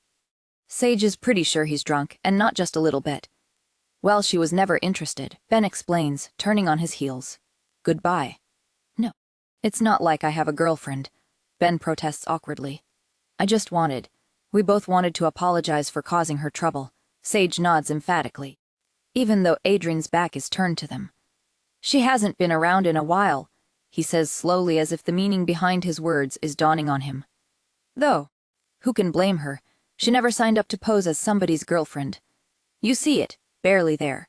But there's a slight hunch to his shoulders that doesn't sit well with Sage.